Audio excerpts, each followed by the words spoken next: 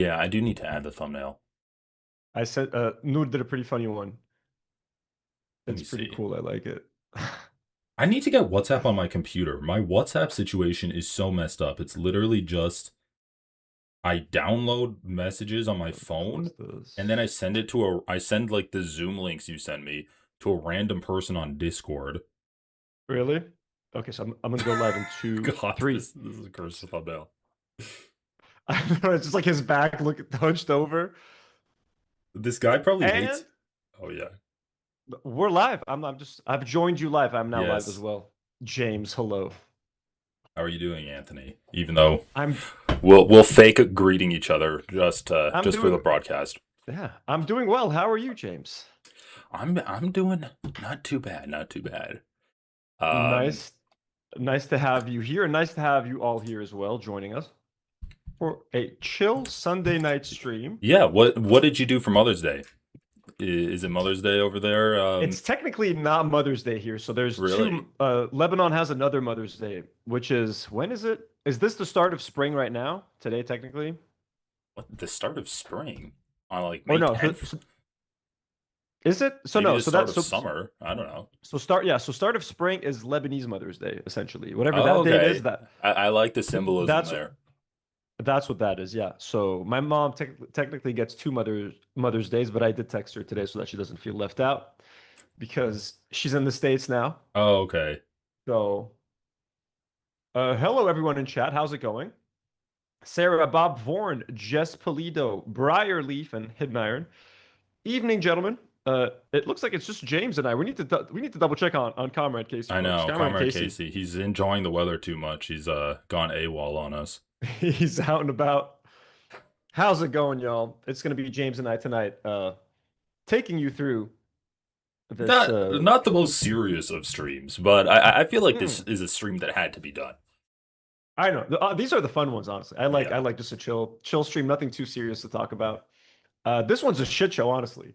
Like, talk about putting your foot in your mouth multiple times. God. Ethan managed to do that. Hey, look, he gave us some content for the The weekend, guys. We're thankful. Okay, he gave us some and we're not content. talking about his poker skills.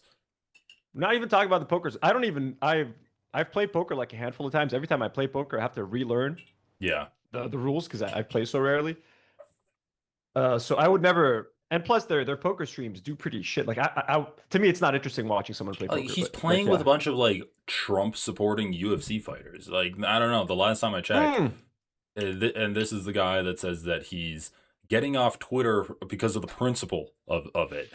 It's like what you have And, no principles. Like you're on yeah, YouTube. What and he complains about snark subreddits while he's looking God. at an IDub snark subreddit live while he's like fucking at a poker table. It's so it just his level of obsession is kind of funny. So we're going to talk about that today. Just a quick reminder that if you guys are watching and you send in a super chat, the super chats are split amongst all the hosts of the show. Yes. So I'm also if trying to whether get Anthony to download a game. So let's fund Mhm. this game right now.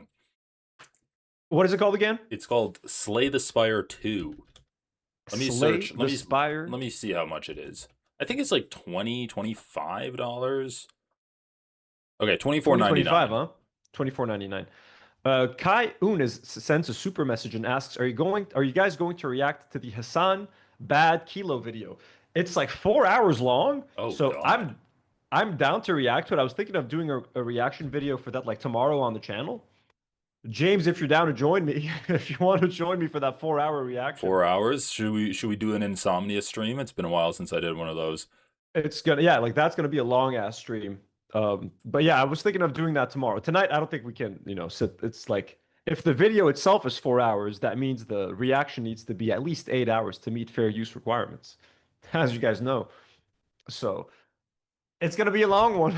I don't know what Yeah, else to for say. sure. People are saying it's a good game. People are loving on It's Slay the fun, Spire. and I think it would be a good game to like play during stream. The multiplayer is very seamless on it, and I think multiplayer is more fun than single player. But yeah, like last weekend, my friends like, you got to get Slay the Spire, you got to get it, like play it with me.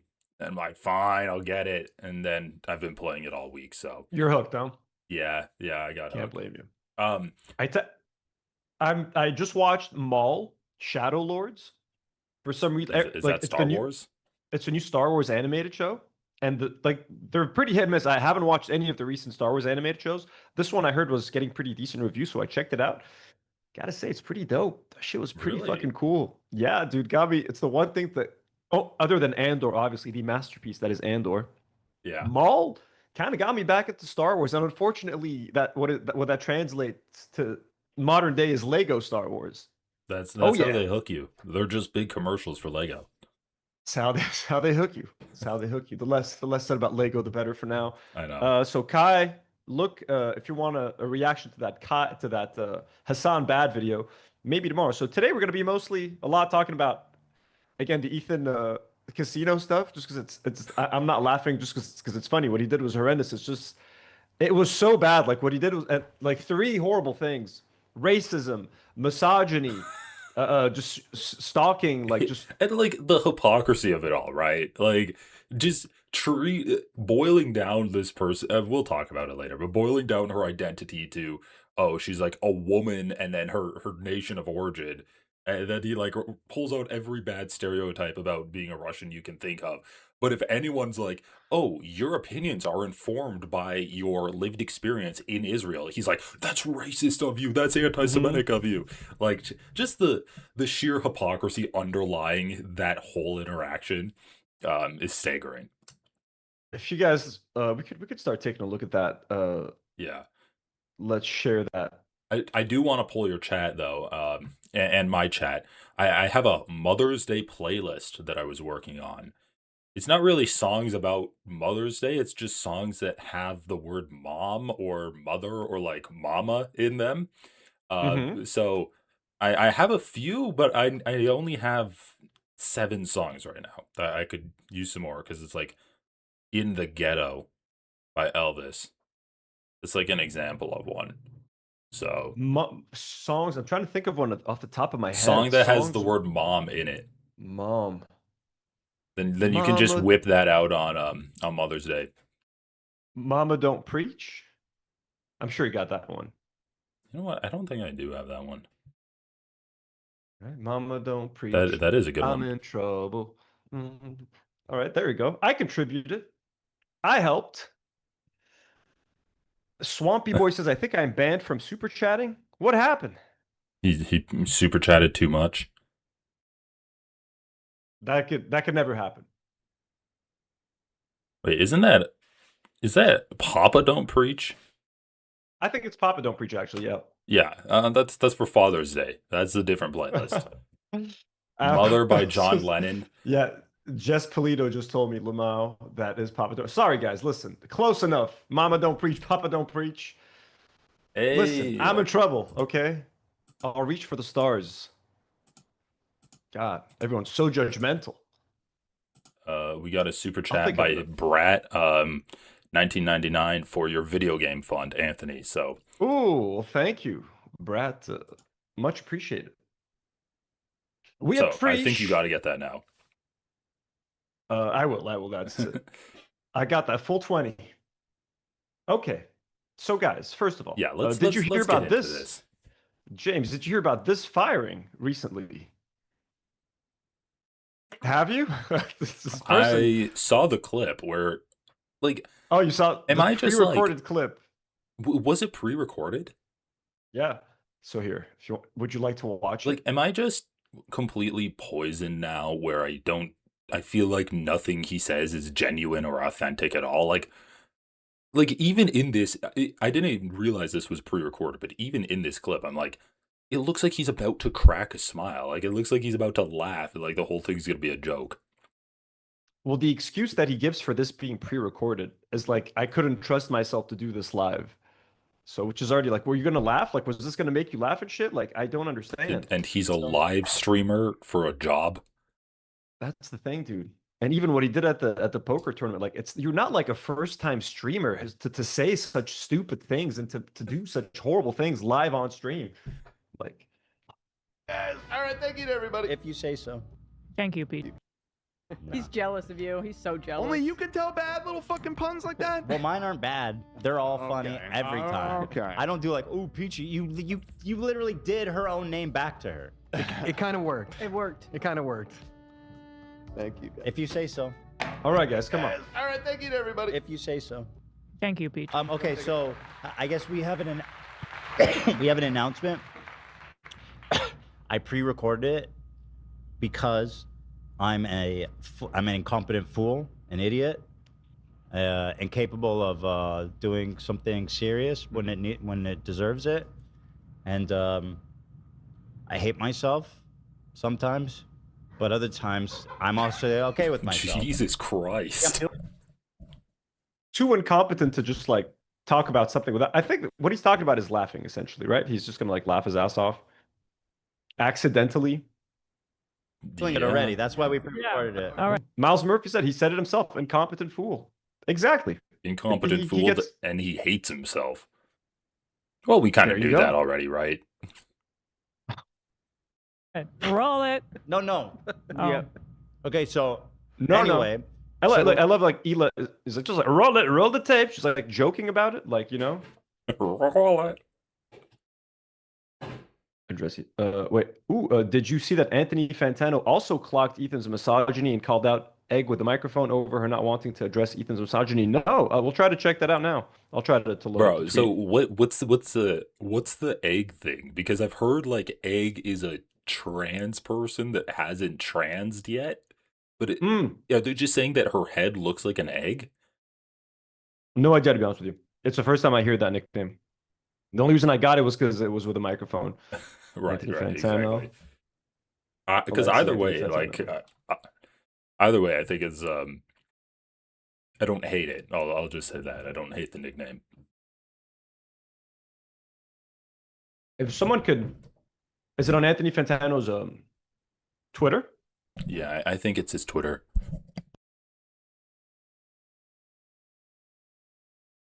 Why can't I find him?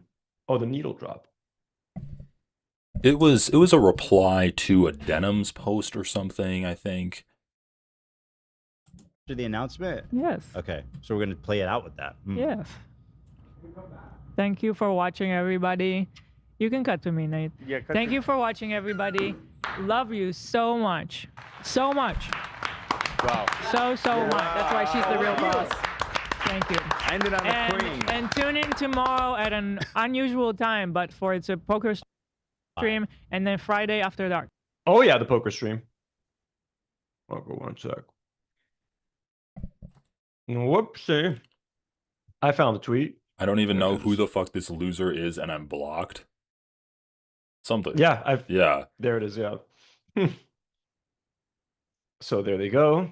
And then Thank watch you. the Badge of announcement. honor. And watch the announcement. Roll it, Nate. Hello, everybody. I have Roll the tape. Like, I don't know. It sounds kind of dismissive the way they're saying. Just roll the tape where we announce the firing of one of our totally coworkers. is. It totally is. It's just like, we can't bring ourselves to be serious about this here.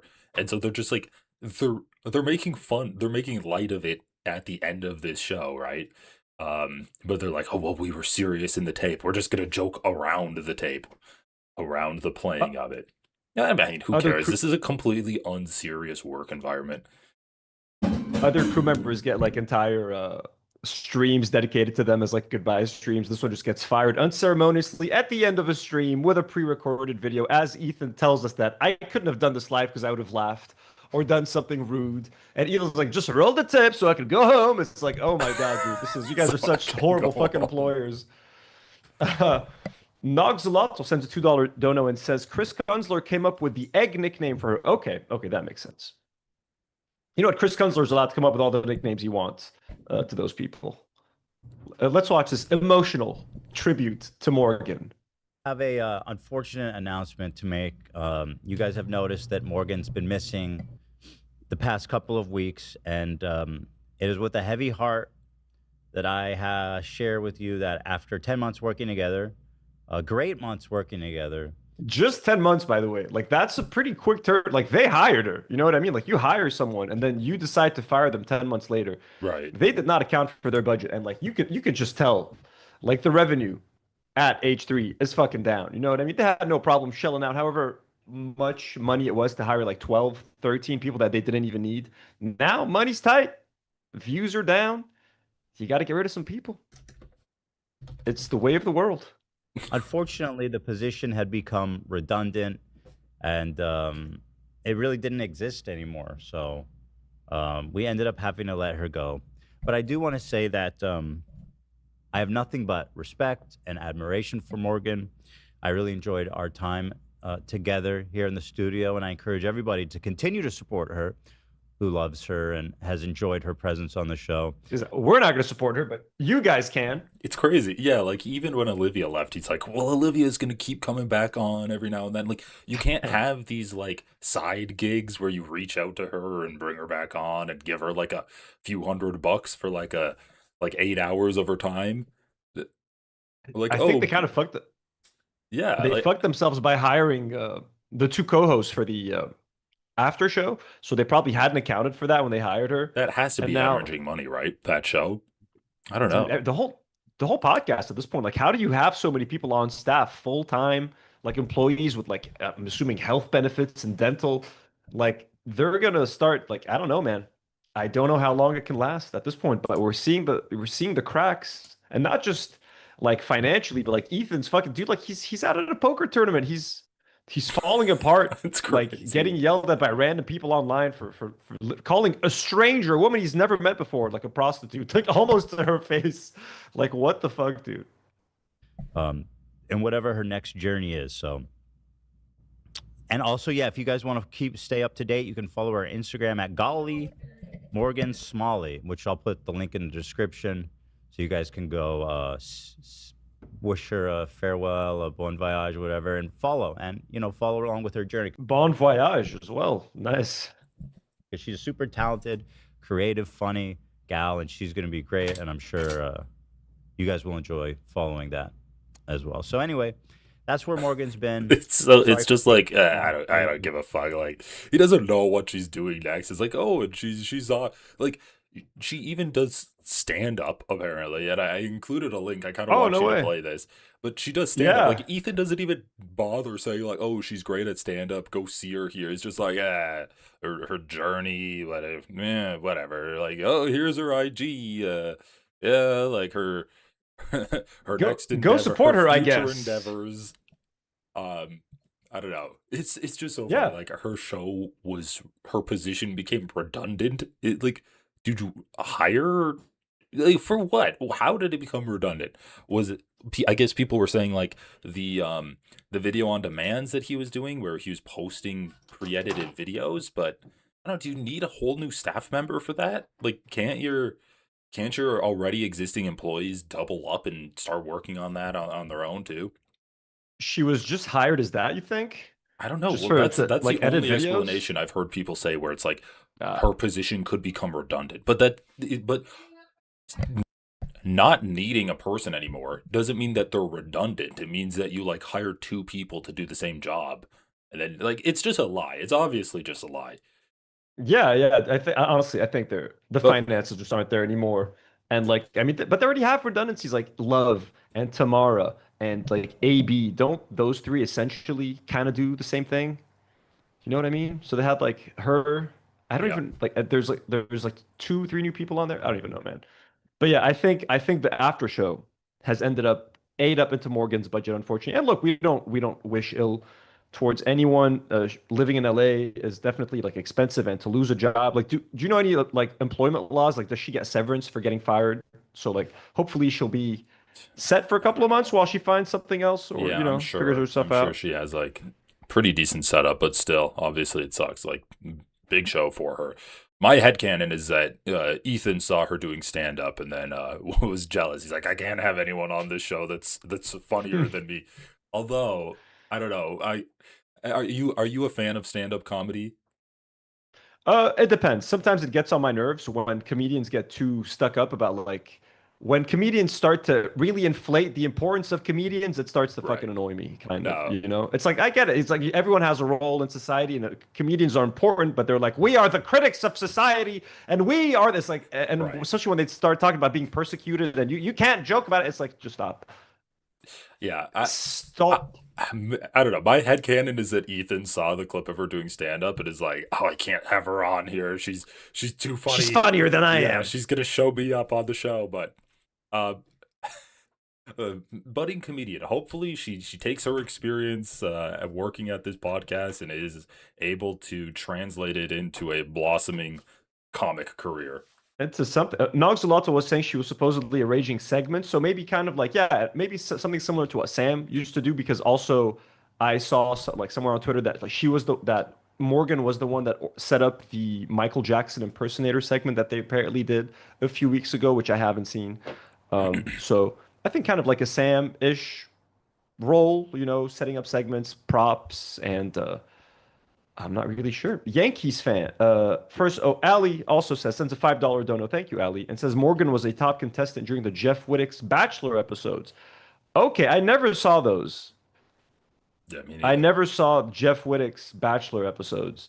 Thank you so much, Ali, for the generous support. And Yankees fan sends a $5 dono and says, "Do you guys normally we do donos at the end, but today is a casual type of convo stream, so we're gonna all of these donos Yeah. are relevant to the conversation." Yankees fan sends $5 and says, "Do you guys think Ethan is gonna fire the new hosts for the after show since they're super lame and boring?"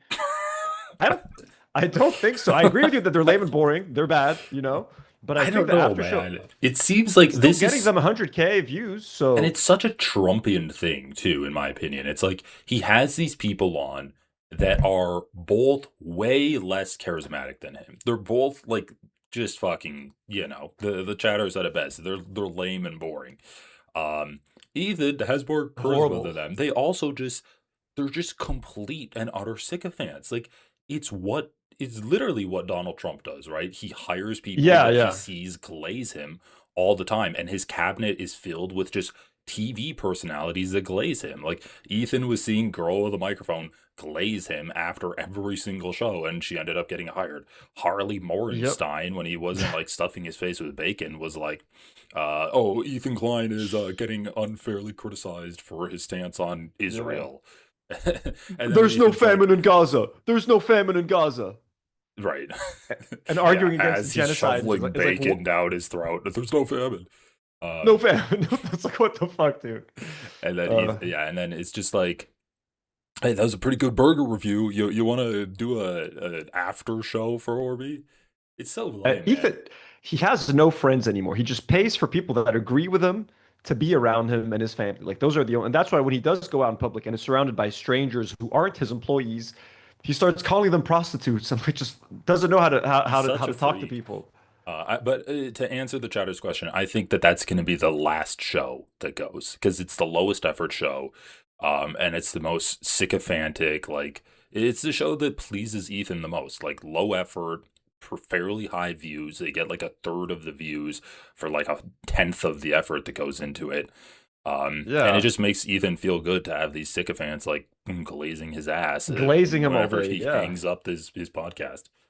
Yeah, and whatever. Like to me, I think it's unwatchable. Like sometimes I would still watch H3, like to hate watch and like to to react to something. I could never imagine myself sitting through more than 15 minutes of the after show. Like there's nothing there. They're a black hole of charisma. Like you know what I mean? It really is. It's not even like worth responding to anything they were saying. Like the last clip I saw of it, they were like, "Oh, Hassan thinks he's cool because he went to Cuba to give Cubans food, but he's like he stayed in a hotel, so that proves he's a hypocrite."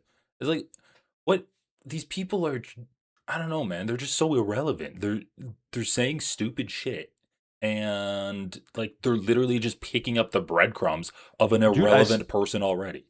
My guy, I swear to God, we could have been the hosts of that show had we kissed Ethan's ass for the last 2 years rather than shitting on him. If we were like, "Hey, we love Ethan. Ethan's not a Zionist. All these assholes criticizing Ethan suck." We would have, I swear to God, we would have had our own after show, chilling with James and Anthony after hours H3. Like hell yeah, like I swear to God, that's all it takes. That's all it takes. We'd have to do a microphone. We'd have to do a show where it's like a hot tub stream after every episode or something. Oh my, having to rewatch the whole H3 episode and just talk about how great Ethan is the whole time. He looks so good here. Like, have you noticed how much weight he's lost? That he doesn't look emaciated at all. But he looks so much better here. Right. let's finish. Guys, it is kind of the setup. never easy knowing how to handle this stuff. But anyway, me and the whole gang wishing Morgan all the best. And that's it. Thanks, guys. Thanks for watching. Wait, Good it luck. just ended there. Good luck to Morgan. Yeah, pretty depressing. So here's the clip that you sent over of her doing stand up. Let's see. Yeah. Hopefully, look, I mean, this I know.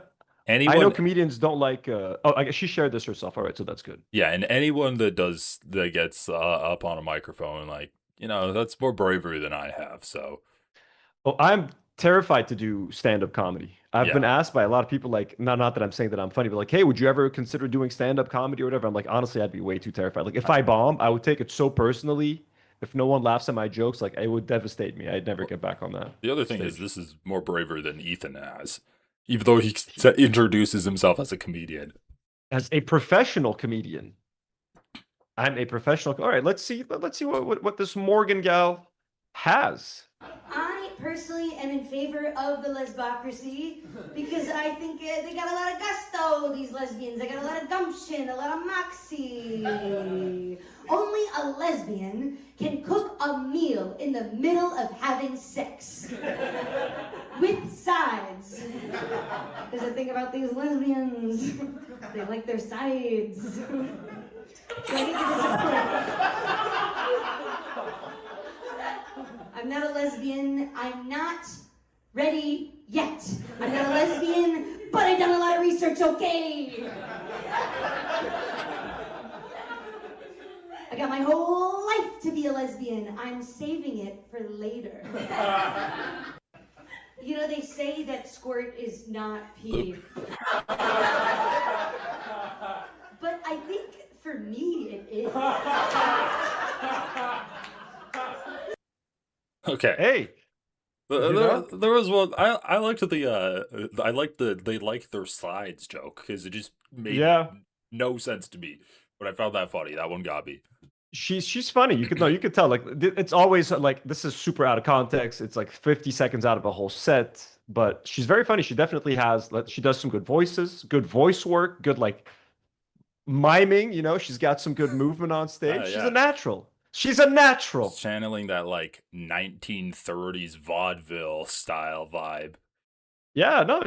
Hey, good luck. Best of luck. And the only thing is, I mean, I would say like, it just sucks to be fired from the H3 podcast. I feel like it's a show where you'd want to quit. Like, getting fired from a failing, dying podcast where the host has like fucked his reputation beyond repair. I feel like it's kind of, you might have, it would have been cooler to quit, but like, hey, it's okay. Shit happens. Morgan, I was let go from my job like 10 or almost 11 months ago now. They shut down. The two partners of the company sort of fought. They fired all of us. We all got the boot. Casual. We didn't get paid. We didn't get paid our last salaries. I ain't got no reference. I was a contract employee, so I didn't get a reference. But even the employees that were supposed to get severance, sorry, not reference, severance, didn't get any severance. No one got shit. And here I am now, streaming on YouTube. Better and better than ever. I think the other thing is, like, this is probably the best thing that could happen to, honestly, any of these employees. Because, like, Ethan trolls his fan base for like willing workers, right? Because he can't pick someone that's going to be critical of him.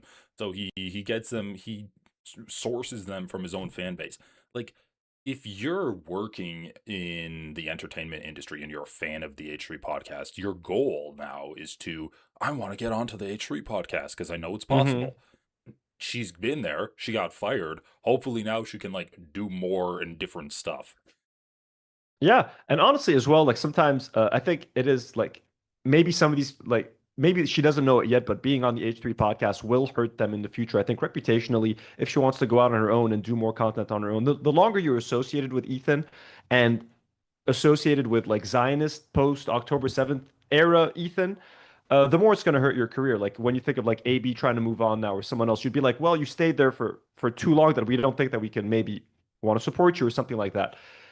Her getting fired is indirectly kind of doing her like a big favor. Like if she wasn't going to take that step and quit herself, it's kind of good that it kind of, happened automatically, if that makes sense. It happened for her, and now she's forced to take that next step. Like, for example, me, I was too comfortable at my job, even though I wasn't going anywhere with it. I was stagnant for a few years. I was just comfortable getting the paycheck. Right. and I didn't give YouTube the chance that it really deserved because I was kind of held back by my job. But now that I was forced to leave because I was maybe never going to leave on my own, kind of forced me to try something new, and now I'm enjoying myself, and I'm in this whole new field, etc. So maybe that's all they need. Maybe everyone needs to just get fired from their job.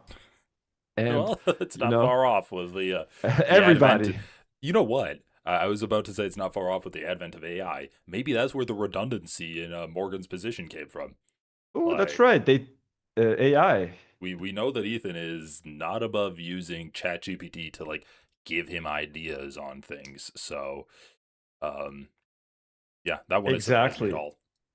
at all. Ali Donning sends another $5 donor. Thank you so much, Ali, and says, I need to be more specific. Ethan did a Bachelor series where Morgan was top 2. Yeah, it was that. So the Bachelor series where Jeff Wittick was the Bachelor, I guess, and Morgan ended up in the top 2. Holy shit. So that's so even though a Bachelor, like doing a dating show with your fans or like using your fans as Right. contestants on potential dating shows, they try to do that with Ian at some point. Like that's all that is kind of weird. Like you're getting into questionable territory there. Yeah, There should be a that's limit. pretty strange. Isn't Jeff Wittick like a barber or something, or is that a different person? Yeah, he's the guy who does the the Jeff Barb the barber stuff. Barbershop. The Alright, barbershop. cool. All right, let's move on to the first. So there's the poker tournament. What 2 days ago, yesterday, and Ethan went, and this is the portion of the Bro, I live saw stream. this clip. This is fucked up. Yeah, this is here's AB, of course, right at the beginning of the clip. Quick little appearance by the happiest employee in the world. What the fuck was that fire graphic? Yeah, I know, right? Someone made that. No, not us. Your mic's dead, and AB. proud. Don't tell. How about that, huh, guys? I mean, AB's mic is exclusives dead, right by here. the way. Get a shot of them. Get a shot at them posing. I don't want to be rude, but I'm pretty sure she's a prostitute, and I really don't want. That's so fucked, dude. I It's know. like I don't and saying I don't want to be rude, as if that's gonna forgive anything. Exactly. I don't want to be rude, but I think this person's a piece of shit. Prostitute looking like what are we doing here? No, That's no. not I right. mean, I'm serious.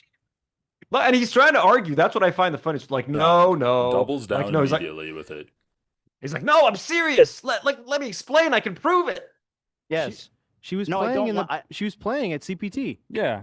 I don't think she gambling. was. No, she was. They're like, she was playing. She's like a poker player. He's like, no, she wasn't. She's a It's prostitute. so I'm pretty fucking sure. misogynist, right? It's so misogynist. This is a man who literally just like dresses in rags on his live stream. But if a woman dresses in revealing clothing, oh, she must be a prostitute, right? She couldn't possibly be a media personality at a function for media personalities.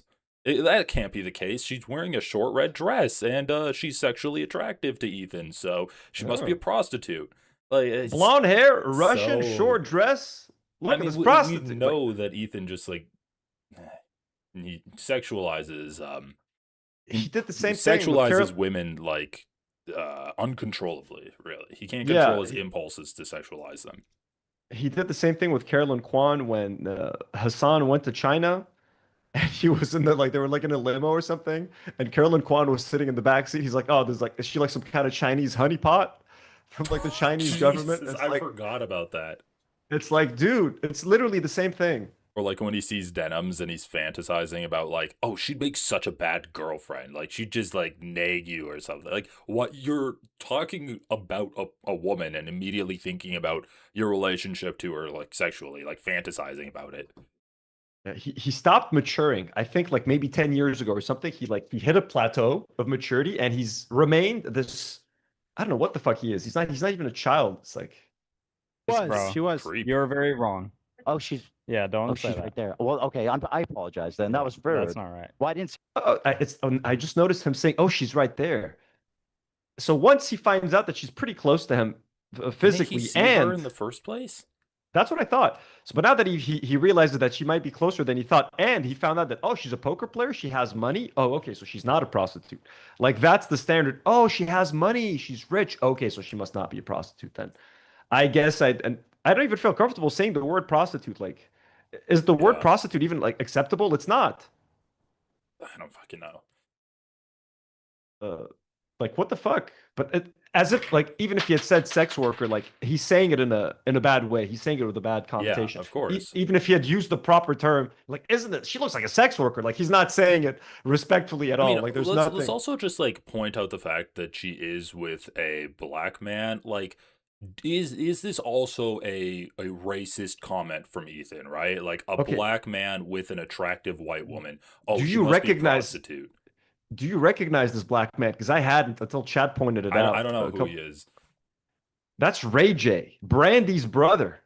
Remember Ray J? No, I don't know. Brandy, who's Ray J?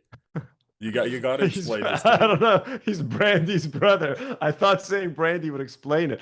Brandy used to be a singer, R&B singer. I think Okay, she killed okay. someone in a car accident. I think he's Jesus. been in a sex tape. Yeah, she got in a car crash and killed someone. He was in a sex tape, if I'm not mistaken. They had a song together. Do you remember? Do you know Phil Collins? Yeah.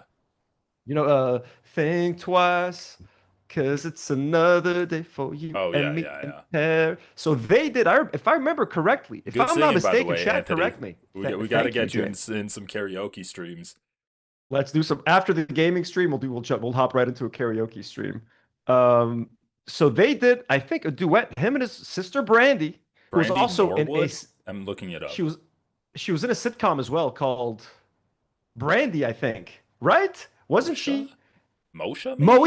Moesha. So Brandy was in a sitcom called Moesha. Hell yeah. I used to watch that shit on TV when I was a kid. I'm That's old. I cool. forget I'm older than you. I'm older. Yeah, I this is wasn't Ray born J. yet when this show came out. So he's kind of a celebrity. Okay, yeah, I mean, makes sense. You're at a celebrity poker tournament. Brat6847 sends a $5 donor. Thank you so much, Brat, and says, what I don't understand is how Hila lets Ethan get away with this behavior.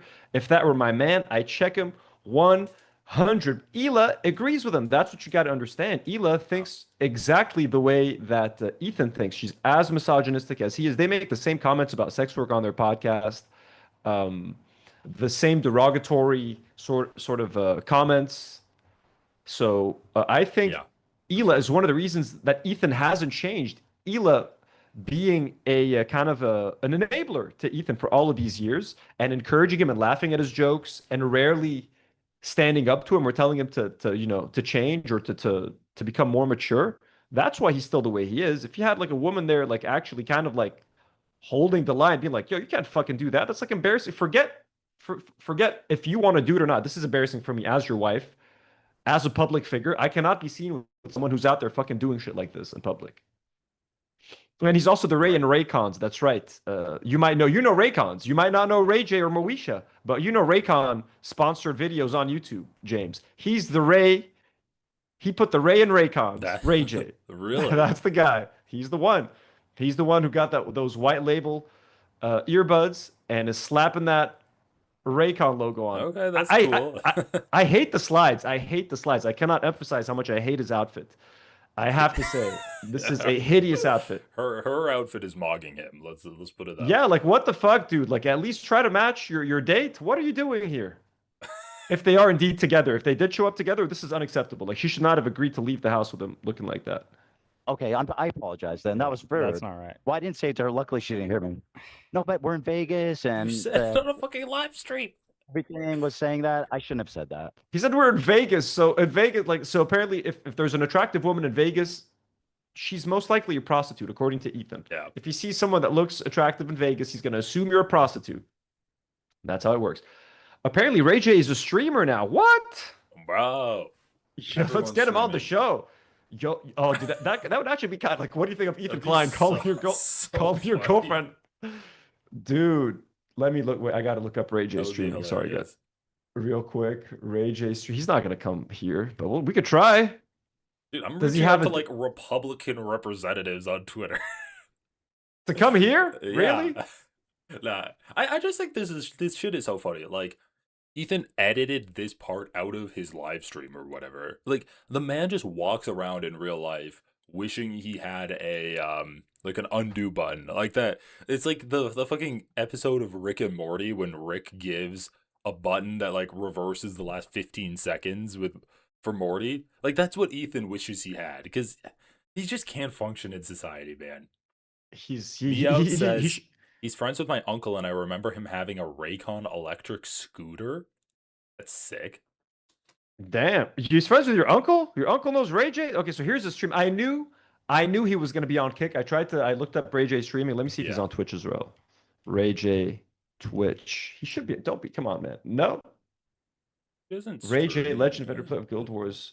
No, he's on Kick. stream 2.4K followers. It looks like he doesn't stream that much. Like I don't understand the stream videos. Are those automatically created or something?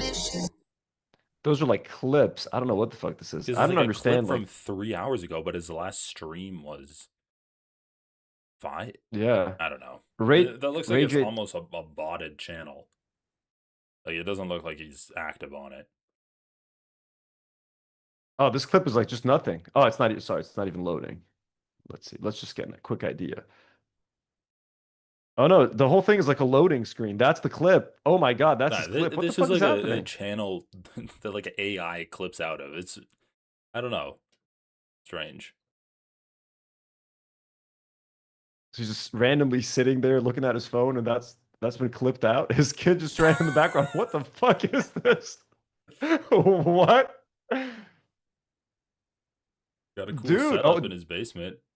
Yeah, it's like a little mini bat cave. What the fuck is this? You can see his computer screen reflected in the TV. Yeah, dude. Yeah, but like just leaving the camera on like that, or like your family's walking in the background. Engaging. Shit, I'm out here stressing. Like, do we have enough topics? Do we have the shit? Is it gonna be a fun stream? And look at Ray J just fucking not sweating it, man. Just pop that shirt off and start building some Legos or something. Shit, dude. The kid walking in the back, just that's what gets me, dude. Okay. No. All right, let's finish up this clip of Ethan wearing a hideous shirt, by the way. Like, what the fuck is it? Like an Incredible Hulk plaid T-shirt? The latest, oh my god, latest and greatest from Teddy Fresh. I shouldn't speculate. Chinese girlfriend. She's not even Chinese, Zach. Don't play that. I don't know. I shouldn't have said that. That's horrible. But the dresses and the town. He's still trying to justify. He's like the dress and the town. The town. But also, she's like a Russian supremacist. So who cares? Because I think we missed the interview where he was talking to her before, and is like, "Oh, are you an oligarch? Like, do you love Putin or something?" We have the interview. Let's just watch this one more time, real quick. Your mic's dead, and proud. How about that, huh, guys? I mean, AB's mic is exclusives dead, right by here. the way. Get a shot of them. Get a shot at them posing. I don't want to be rude, but I'm pretty sure she's a prostitute, and I really don't want to say that. But I mean, like, That's so fucked up, dude. He says it with such confidence. Okay, so there's the clip. There's the interview. People in Russia, is that true? I've heard that there's no gay people in Russia. Is that true? Gay people are everywhere. They're everywhere. Right. Okay. Right. I want to say this for Gal. That's Ray J's trying to get some action right there. Ray J's like, hey, baby, how's it going? He's like, forget this fucking dumbass. Maybe he has some like Raycon sex toys or something. The Ray vibe. Oh my god, dude, no.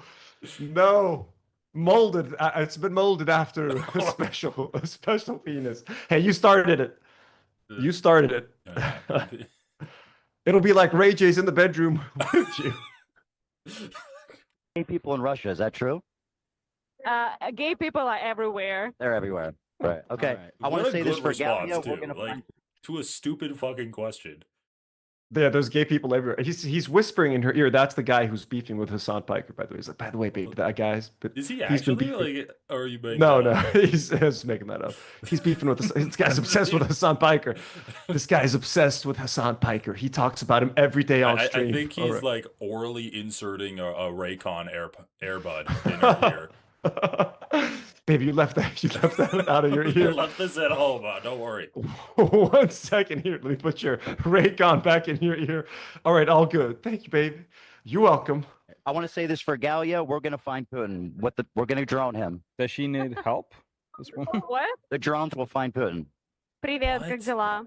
Yes. What did that mean? Ah, he's like kissing her shoulders. Dude, stop, man. You're making me uncomfortable Bro, right now. Ethan's so like Ethan. You know he accuses every single Jew that's anti-Zionist of being a token, and yet he talks to a Russian person. He's like, "We're gonna do this for Galia," Putin's gonna get killed by a drone, right? yeah. It's fucking There's this. insane. Like, he doesn't Yeah, treat there's these people like real humans. He just uses them as like weird levers that he can pull on, and he's just like in uncomfortable situations. So there's this great tweet by the dirtbag left that says, going up to Ela at every public event and asking if she's a pedophile and friends with Netanyahu. Like, that's the equivalent of what Ethan is doing right now. He sees a Russian person. Hey, so what do you think of Putin? Right. Why aren't there gay people in the, like, yeah. So next time we see Ela, just walk up and be like, hey, how's your friend Netanyahu doing? How's the IDF? How's the great guy? Yeah, Yoav don't give Galad me a doing? beeper, right? Yeah, like, so what the fuck are we doing right here? Like, if someone had walked up to Ela and asked her what he's asking this lady, Ethan would have put out 30 Instagram stories complaining about that person and done 2 live streams calling them out, etc., obsessing over it.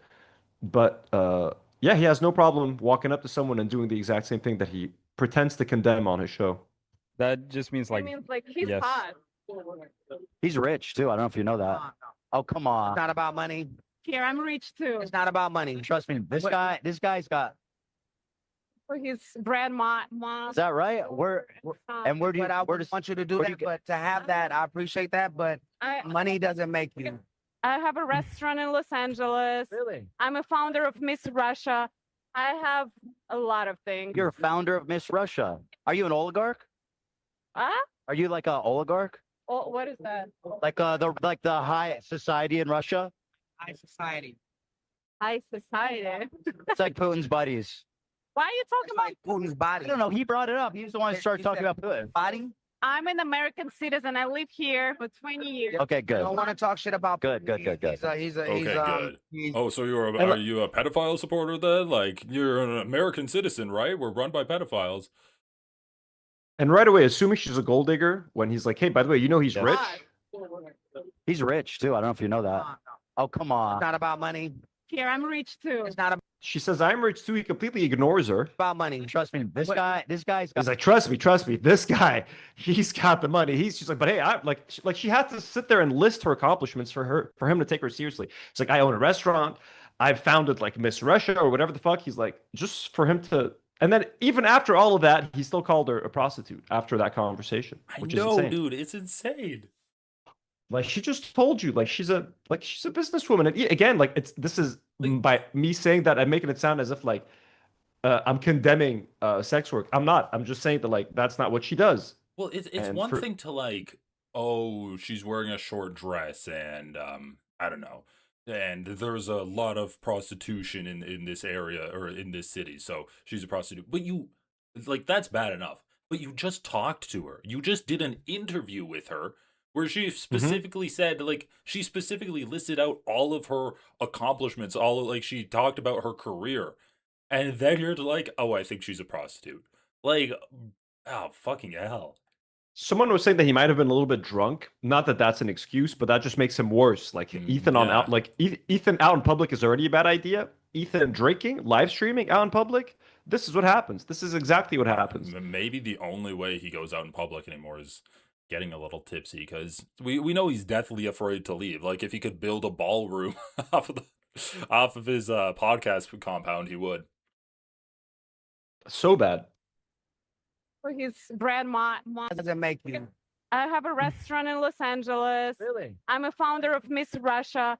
I have a lot of things. You're a founder. I mean, listen. Also, being like, I have a lot of things. I'm also rich. That's kind of douchey as well. She might be like a horrible person in her personal life. I have no idea. But still, to call her what Ethan did and to just like grill her like this just because she's Russian. Also, sorry, accusing someone of being a prostitute because they're Russian is also kind of like a racist trope. So that's like also extremely racist of Ethan. Like, because at least here in Lebanon, there is a trope of like Eastern European women sometimes working in that industry.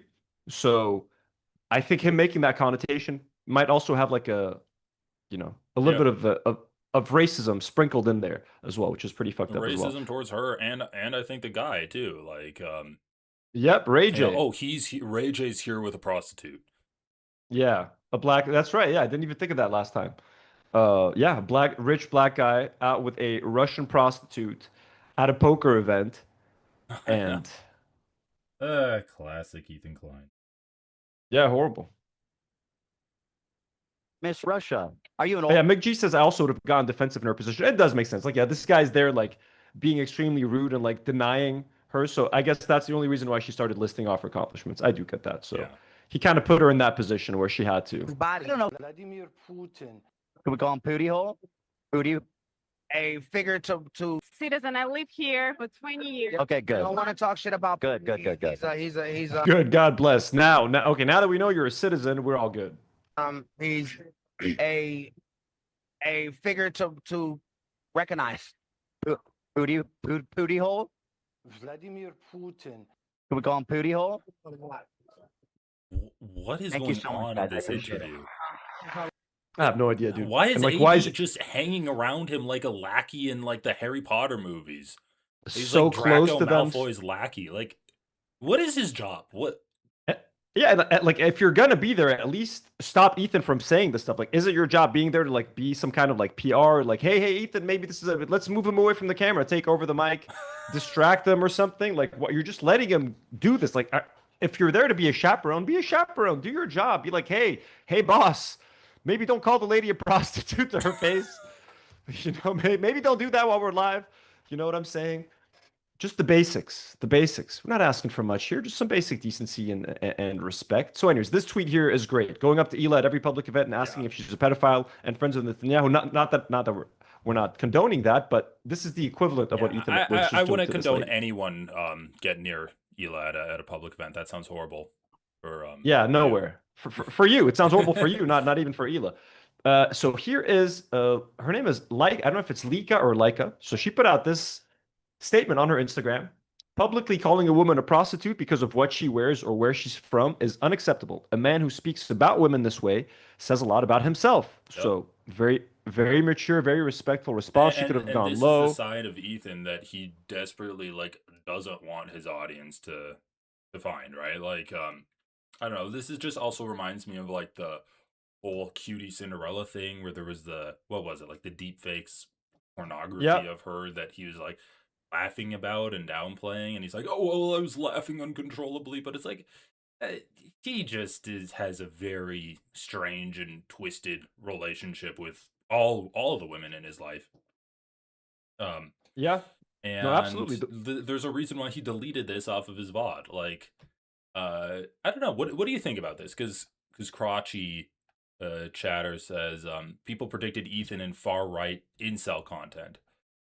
But I don't know, man. Like, he still has that some residuals of being an incel, I think, and he kind of reflects some of the incel anger and such sexual frustration towards women. But I don't foresee his content going that way. I think he relies so much on the women in his audience and portraying himself as more of like a family man. But do you see that being a like a crossover where he can kind of get like the family thing, but also maybe some of the incel hatred towards women? He is getting some of that incel hatred, and don't forget, like he keeps all of the women that he beefs with. He makes sexual comments about, whether it's Anissa, whether it's Trisha. Just like last week, he was or like at least mommy misogynistic and grandma. comments. Yeah, and like whenever he was talking about Trisha last week, he was like, "Mommy and Grandma are doing OnlyFans." He was addressing that to his nieces and nephews. Yeah, so he's constantly bringing up the fact that the people that he beefs with, excuse me, if they do sex work or if they're on OnlyFans, he always brings that up. He always brings that up as an insult. Calls women bitches. Just called a woman a prostitute. Like once they were watching a clip of someone. And she had like a nice house. He was like, "Oh, how'd she get that nice house? OnlyFans?" And looked around. And was like, "Did she get it through OnlyFans?" Now, whether or not she was an OnlyFans model is irrelevant. The fact that he saw someone attractive, he saw a fancy house. He's like, "How did she get that? OnlyFans?"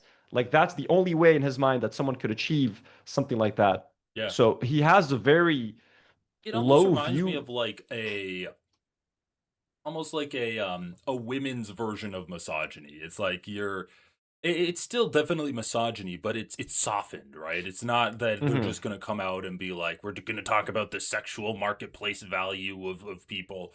It's more of just like, I'm not a misogynist, but I do call women that attack me bitches because this is why, like, and then he like tries to justify it, right? or he It's like talks about the sexual encounters between Ethan and Anissa, Yeah. and is like weird like that. It almost seems like, because like, yes, He's women can be he's just like a liberal. misogynistic too. He's like a pure liberal. It's just like, I'm not racist. I voted for Obama. He'll be like, I'm not a misogynist. I support women's rights. I support women's right to vote. Like the I'm most obvious pro-Palestine. fucking. I voted against Netanyahu. The most basic stuff, but like when it comes to actually, okay, so how do you treat women on a day-to-day basis? How do you talk to women? How do you talk to a woman that you're arguing with?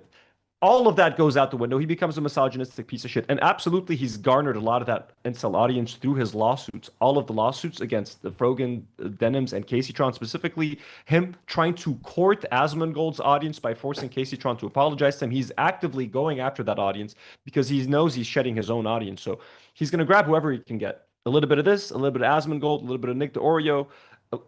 Whichever women are still watching his show, they're probably Guam type women. Like, how can you watch him call women prostitutes, and him stalking a woman while playing poker, zooming in on her photo, and be comfortable with that? You're comfortable watching that, then like that's on you guys. Ali Donning sends a $2 dono. Thank you, Ali, and says AB is a doorstop. At this point, yes. At this point, I tried being nice because war and stuff. Like, AB's AB. He's there. Is he gonna quit? Is he gonna get fired next? Who knows? It's gonna be the Hunger Games soon. They're gonna make them fight for their jobs.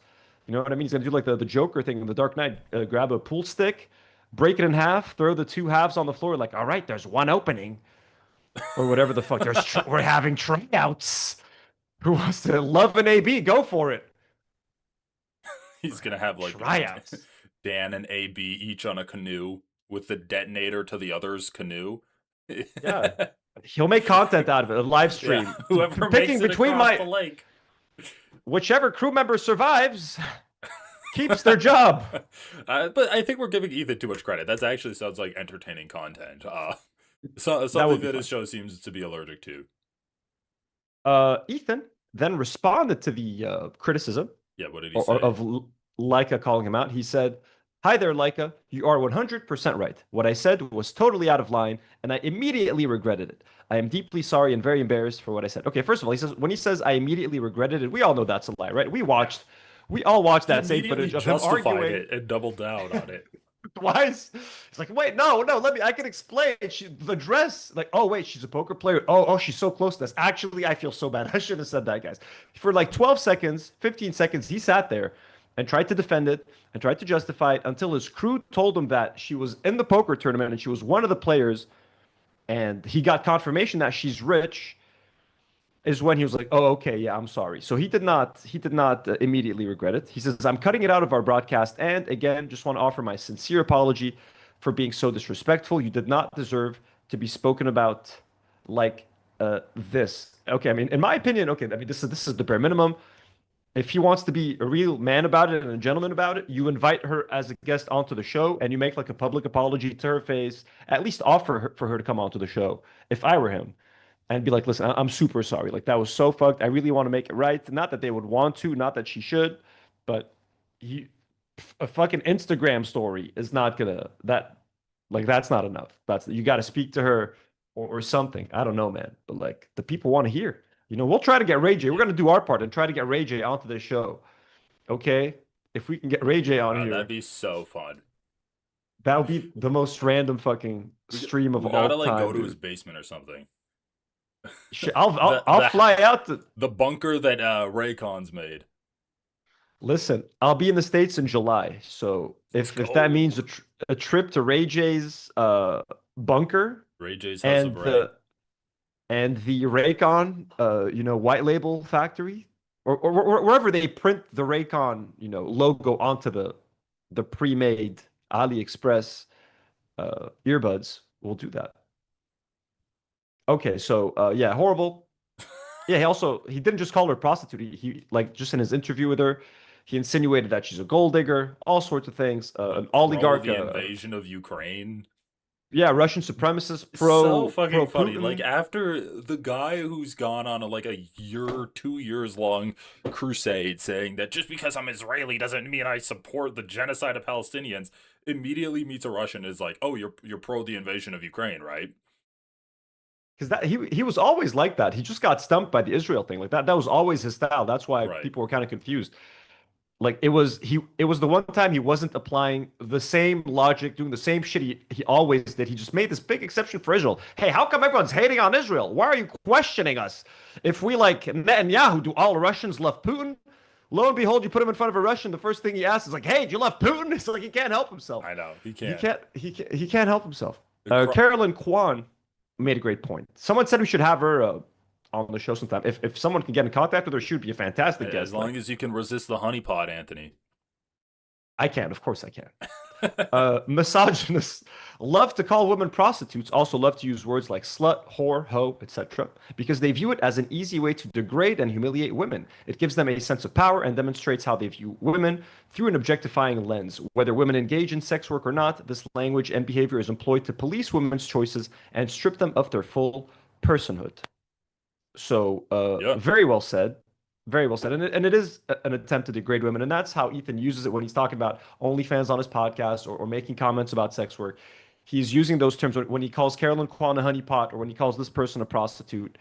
He is immediately trying to degrade them in the eyes of his audience and to give himself some kind of a leg up, some kind of advantage, and to prop himself up and to make himself seem superior while making them seem immoral some way, somehow. Love the framing of this post, right? The Hasanabi Productions meme account post. It's like he got caught on a mic calling this person a prostitute. It's like he didn't get caught on a mic. He was live streaming it. He just broadcasting. Yeah, this was part of the entertainment. This was part of the show. Yeah, this is his forward. This is the side of himself that he put out there on purpose. That's his hosting ability, like on full display. Right. Fart Twain sends a $2 dono. Thank you so much, Fart Twain, and says, "AB the type to get laid off and say he quit." Well, unless Ethan does another pre-recorded video, then he won't be able to lie about it. We'll know. We'll know the truth. I got a good one from a chatter. AB is the equivalent human form of whatever you call that little stick that holds the toilet paper. Oh my God! Kind of brutal. You cut a little deep there, but. What is that thing called? I don't know. That is a very good analogy. It's like the thing with like the spring inside it. Yeah. Newt called out egg with a microphone. Hey, feminist Guam, any comment on your boss calling a woman a bitch this past week or just last night saying some girl was a prostitute based on her outfit? If you don't quit right away, I'm afraid you can't complain about misogyny ever again. So she was getting called out. You know what I mean? She's always calling people hypocrites and always being like, and this was her response.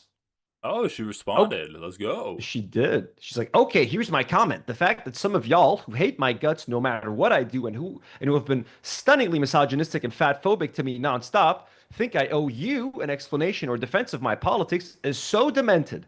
Get absolutely fucked. Enjoy my mute. So no comment. Nice. No, the girl with a microphone does not want to use her microphone to comment on the situation or to call her boss. Again, that's the problem. When you're getting paid by the big boss, you're not going to sit there and criticize him. You're going to shut the fuck up. You're going to accept the paycheck, and you're going to suck his ass. Yep. Kiss his ass. Sorry.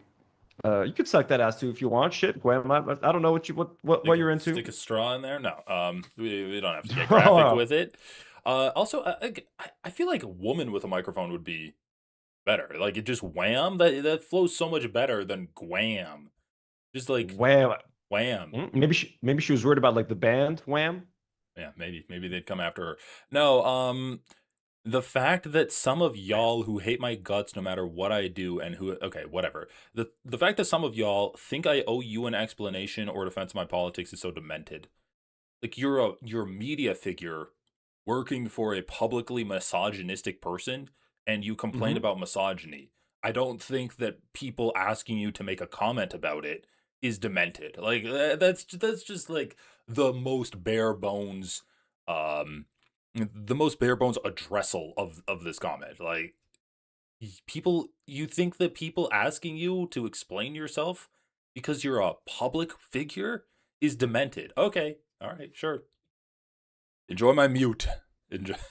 She has worked with a microphone for a long time. She knows her way around a mute button. literally would have been the easiest thing to be like, listen, guys, Ethan's my boss and I'm a fan, but like, it's Yeah. easy for even he put Right. out a story saying that like he disagreed with it and that he regrets it. So obviously I disagree with him and I'm happy that he apologized and took it down and cut out the clip from the thing. This is not a reflection of him or of our values on the show. I'm Yeah. glad he apologized. That would have been so fucking easy to fucking say while maintaining whatever leftist credibility you want to have or maintain. Like no one's telling you to call your boss a piece of shit misogynist on Twitter. We know you love him. We know you like your job. You don't want to lose your job, obviously, but you could still nicely condemn. Be like, hey, even he condemned it. Like even Ethan himself has recognized that what he said was shitty, and I have no problem saying the same. He regrets it, and hopefully he won't do it again. And like, yeah, ultimately, hopefully she accepts the apology, whatever, whatever. And like that's it. It's over.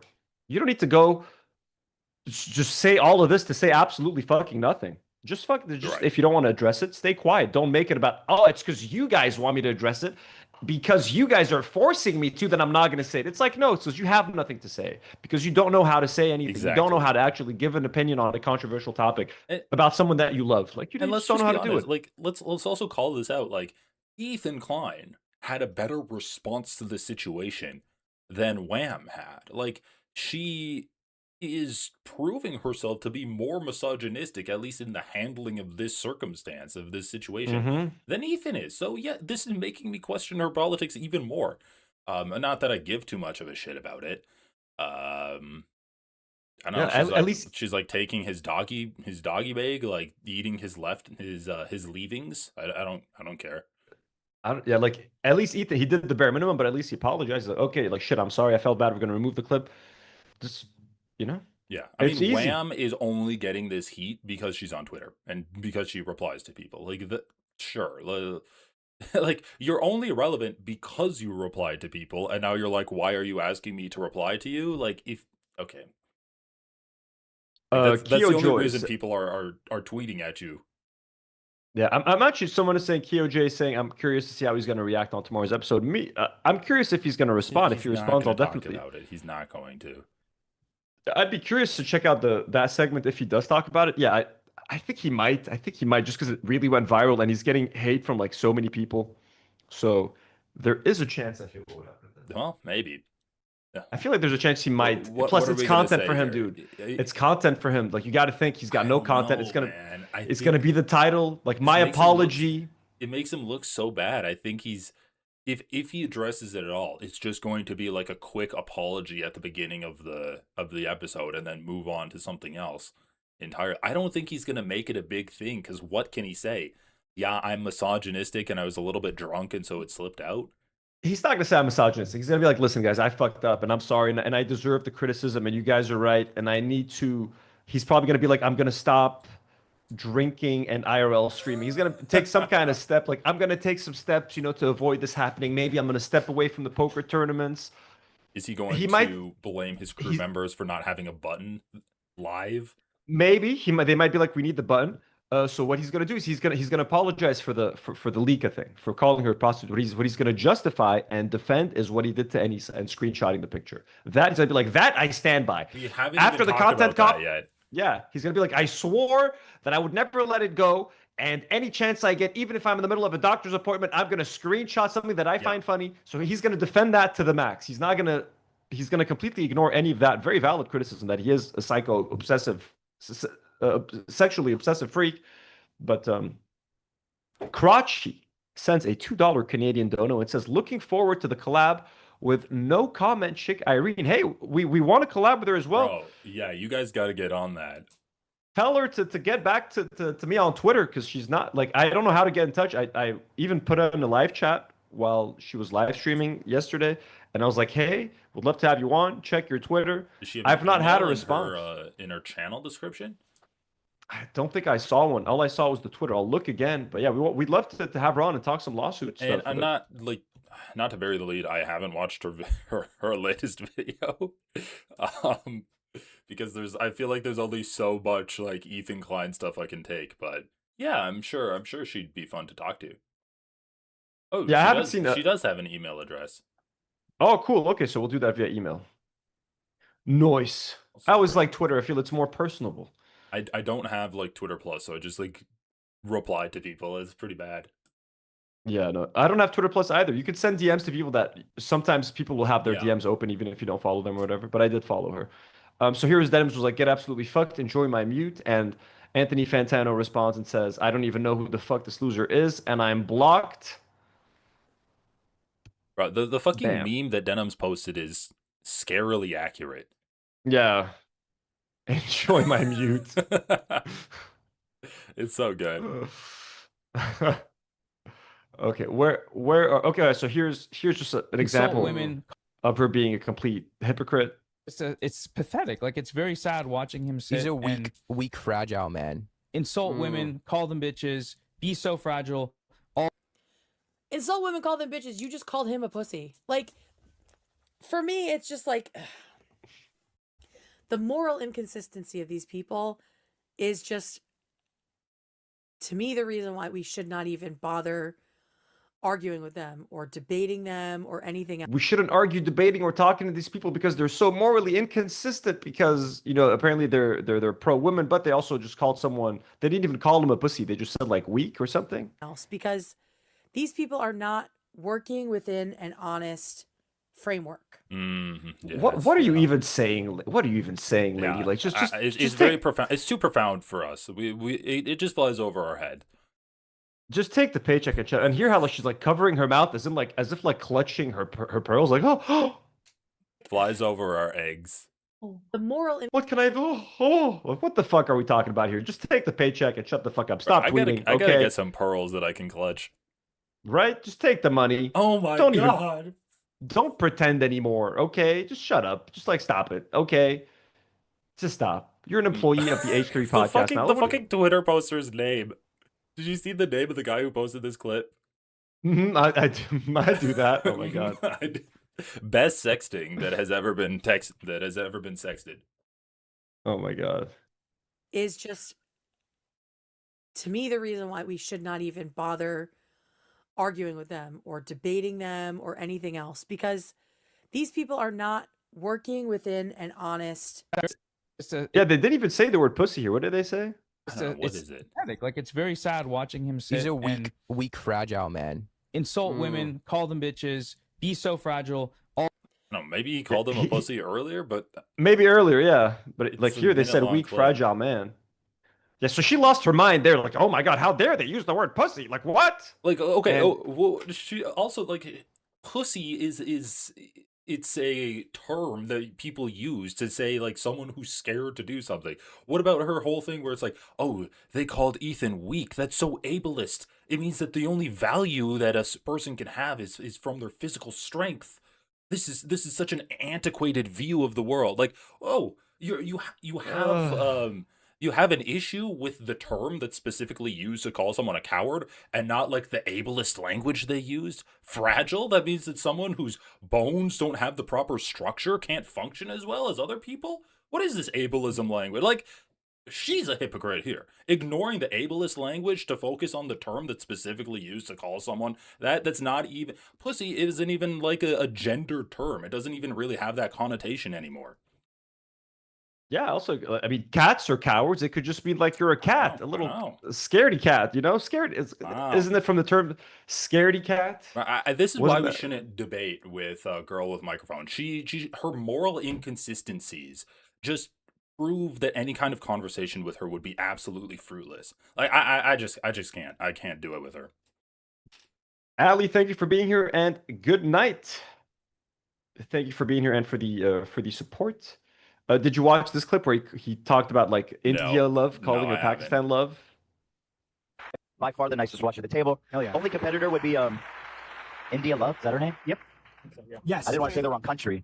Yeah. Well, you said it directly into the mic, so. Sounds racist. Can you hear me? Yes, we hear. Tell them that's more racist than What Chinese if I girlfriend. call her Pakistan Love? That's worse than singing Chinese girlfriend. I think. Stop I have drinking. to. Yeah, Harley said that's worse than singing Chinese girlfriend.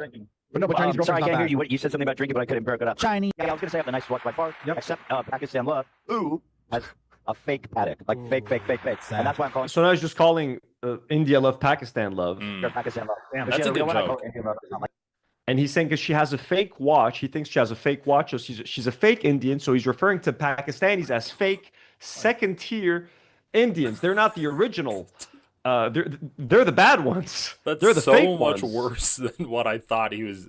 I didn't realize that watch part. I thought he was just like being immature. He's being immature. He's being racist, and I mean, also like there's you know there's a history. Right. There's decades of geopolitical strife and political struggle between Pakistan and India. There are two countries that are at war. So for him to like just interchangeably call someone who's India love into Pakistan love, and just to make such light out of the situation, just for like at a fucking poker tournament for a dumbass IRL stream. And was this before or after he called a woman a prostitute? Like when? I don't know, man. He was on How a roll. far along? Yeah. Like these are the jokes. Like I don't know, there are some things that pop into your brain that should stay there. Let's just say that. Like when you're like, oh, India, oh, Pakistan, that would be funny to like call her by a different thing. That's just like an inside voice joke. Like leave it inside your head. You don't have to make a stupid comment just because it like immediately popped into your brain, because like he's literally just playing word association games, right? And then thinking it passes as comedy. He's like, India, Pakistan. Wow, yeah. That's so funny. Let me say that over and over again. And like live, like stand-up comedians like write their material. They'll test it out at like a small, intimate open mic with like 6 people there. Then if the joke lands, they'll work on it and then try it again at a bigger show. And like they're always working on their material. Ethan is just like saying whatever the fuck pops in his mind, live on stream, no filter. It's like, this is not comedy, dude. He thinks word association passes off as a joke. Oh my god. Like, this is not a joke. This is not comedy. You're just some fucking idiot, dude. Racist idiot. Some fucking idiot. That's the funniest thing we've heard on here. Okay, do we have anything else on Ethan's wild night out? Did he win at poker? We do. We do. There is one We've been more. kind of bearing the lead here too with the Anissa stuff. Probably the worst offense out of all of these. I mean, it's a pretty close tie between this and calling a stranger a prostitute just randomly. I can't get over Ethan's shirt. That's a close third. That's a very hideous shirt, It's honestly. so That's a ugly. By the way, shout out to that. I don't know if you guys noticed the thumbnail for this episode. I mean, wizardry from Noor. I was like, let's try to get Ethan's back, and like the phone angle. I love that we managed to capture his back. You know, let me just take a quick look at that. That is some good stuff right there. He's such a fucking creep to just hunched over like that. That is. Congratulations to the Ecklers. We're ready for baby number 1. First, the fact that he's looking at his phone, like, dude, put it away for a couple of minutes. Like, you're playing poker. It's He's like addicted to it. this is a high stakes tournament. You're with like fellow celebrities, strangers. It's a chance for him to make some friends. Ethan always talks about never leaving the house, hating me, whatever, hating to doing all this shit. Bro, like, come on, don't do that to Ethan. Don't act like these people would be friends with him, okay? I mean, because he can't. Because what is he gonna talk to them about other than iDubbbz and Anissa? That's probably all he talked. Like I was talking about that earlier on my solo stream. Like if he and Ela have guests over that like aren't familiar with their shit, like they're just gonna spend 4 hours being like, "Hey, have you heard of iDubbbz and Anissa?" And like they made a content cop about us. iDubbbz was my best friend and he betrayed me. And he'll show them like the content cop and he'll start explaining, talking about CPS and like breaking down internet drama. Like that's his only point of reference. That's all Ethan can talk about, I feel. It would be like that episode of The Office when Michael and Janet have like over the couples, and it's just like the most awkward thing ever. That's how they would be, I guess, because they don't know what to talk. Like they don't know how to have a normal conversation about normal things anymore. Like Ela would be. You go into it, you get the house tour, and Ela's like, "See all the toys I gave my kids? They have lots of toys." Unlike that she's a good mother. Unlike my brother Moses, who does not buy his children anything. My brother Moses is a horrible parent. And Ethan will be like, "Oh yeah, by the way, have you heard of Trisha?" Like, who's that? Oh, she's just my sister-in-law or whatever. What a piece of shit. Our niece. Did you know our nephew's called Aquaman? Like they're like, dude, we're just here for lunch. What is going on? What is going on? Yeah.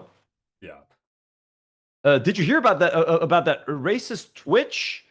Panel, the hummus tier list, like what? Like what are we like? What wasn't that like 2 years ago? Like they're just obsessed. So this is Ethan. Delicacy from my homeland brings out Sabra hummus.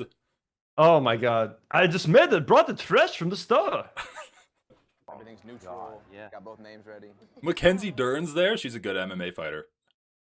Oh, that lady's an MMA fighter? Yeah. He couldn't care less, dude. He's checking out the iDubbbz snark subreddit. Let's just be like thankful though that it wasn't. Is it Nissa on OnlyFans, or is that just like a snide comment that Ethan makes? No, this was on the snark subreddit. I think this was like an Instagram story that she posted. Let's just be thankful it wasn't anything more revealing and of that, a Nissa like posted. Not safe for work, or him like leaking something that wasn't supposed to be out. Yeah, no, for real. That's honestly that could have been a real fucking chance. Cropping it too. It's not just like a phone screenshot and then saving it for later. He's cropping for later. it. No, he's getting ready to post, dude. And like I've done shit like this in the past. Like I've had internet beef with someone, and I got excited for the next episode of the podcast. And I'm gonna get him. You know what I mean? And like I'm supposed to be out to dinner, enjoying my dinner, and I'm like, I'm gonna get you. It's like, yeah, I had to snap out of that. You know what I mean? Like that's not healthy. That's not a healthy way to be or to live. You can't take your work out with you. But this isn't his work anymore. This is their life. Their life.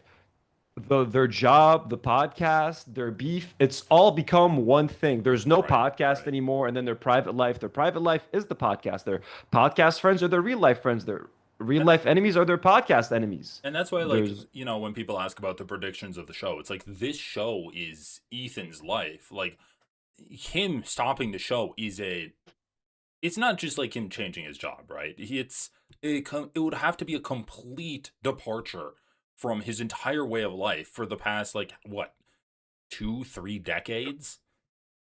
I don't know, man. Decades, but 2 decades.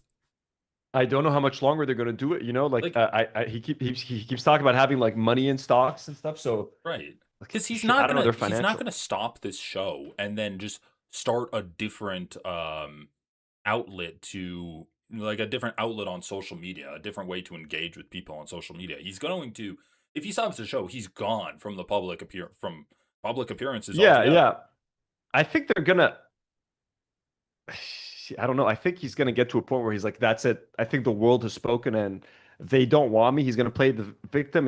He's gonna be like, you know, these past 2 years or 3 years of criticism have gone to us, and like, I just don't want to continue or whatever. What they might end up doing is giving up the H3 podcast to the crew or to someone else. Like have Guam and Harley and maybe AB or like Dan take over, and him and Eli will take a step back. They're gonna be like, we don't want to be in the public eye anymore because we feel like we've hurt this brand, or like people keep criticizing us, and if they keep criticizing us, it's unfair to you guys. Fresh, maybe it's still hold.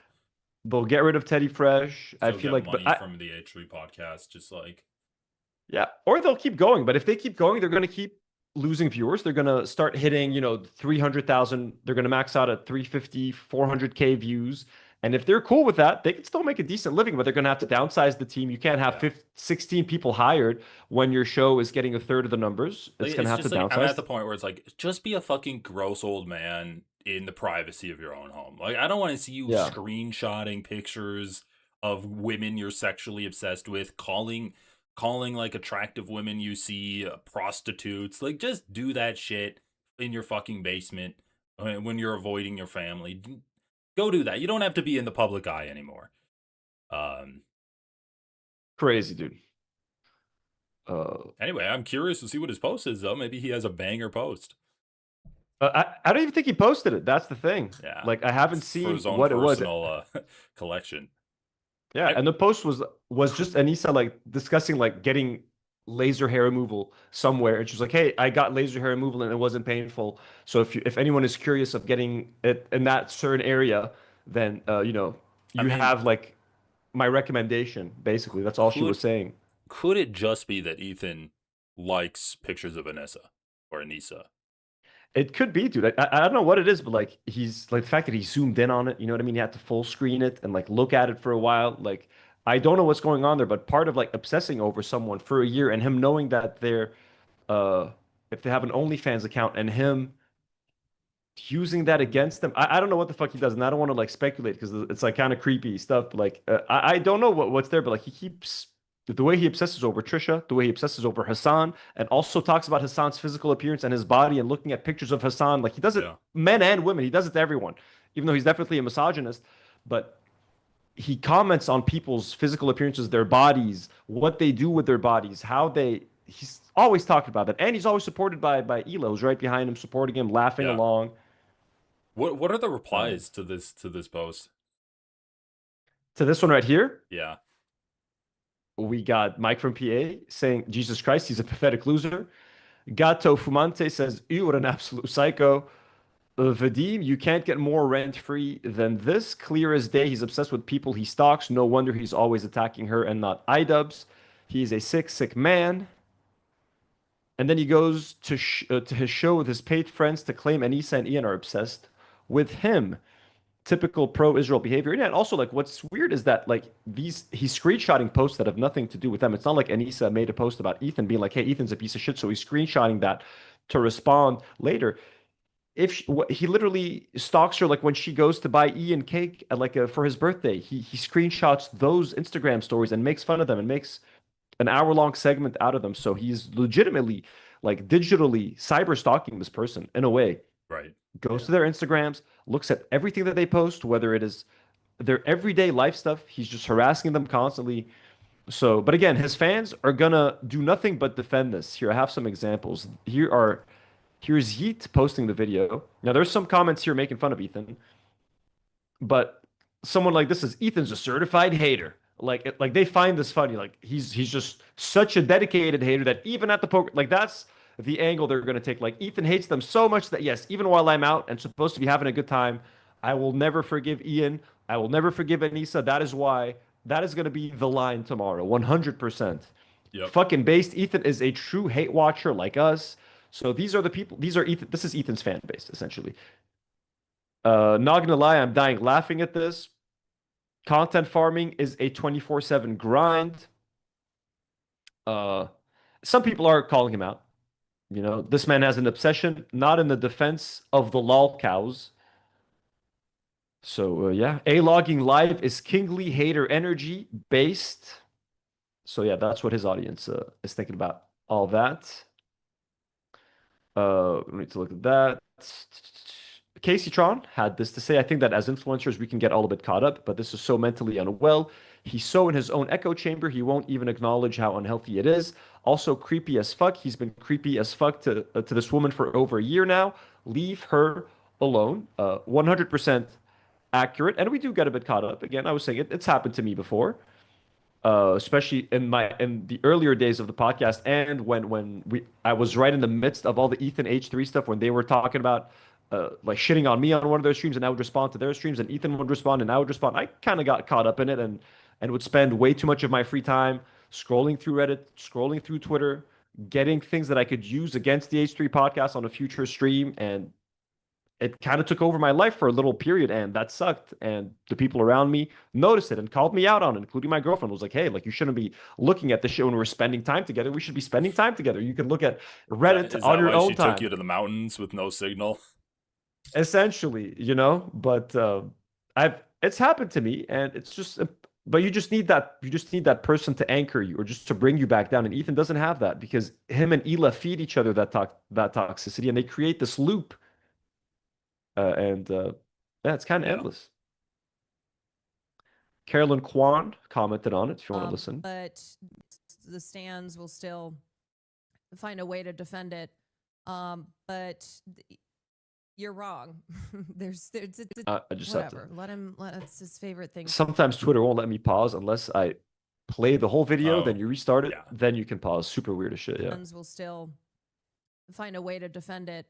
But you're wrong. It's indefensible. If this is what he does when he's on camera, you know, you can only imagine the level of obsession when he's off camera.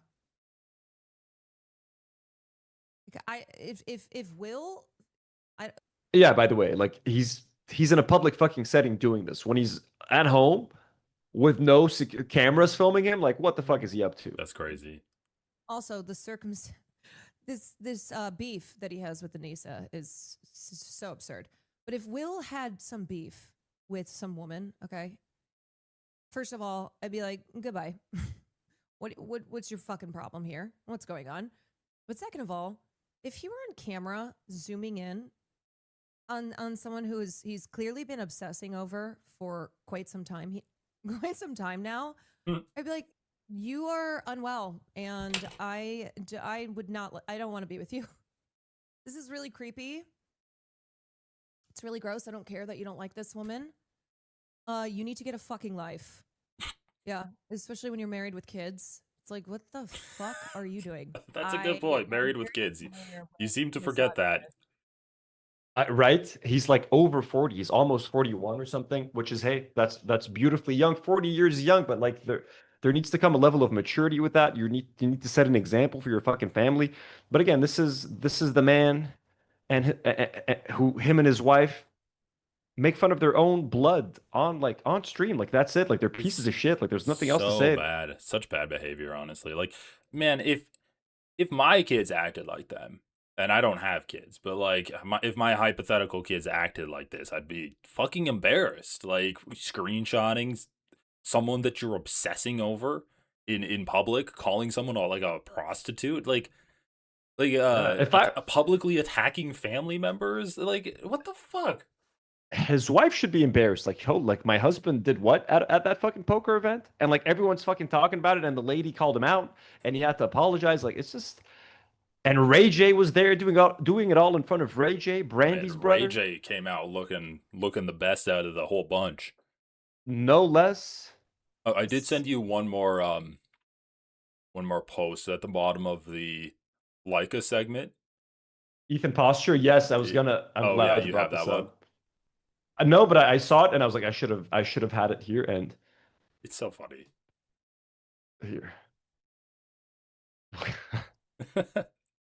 We'll get to it. Calling me all sorts of what they view as like the most humiliating, degrading words that you can call a woman.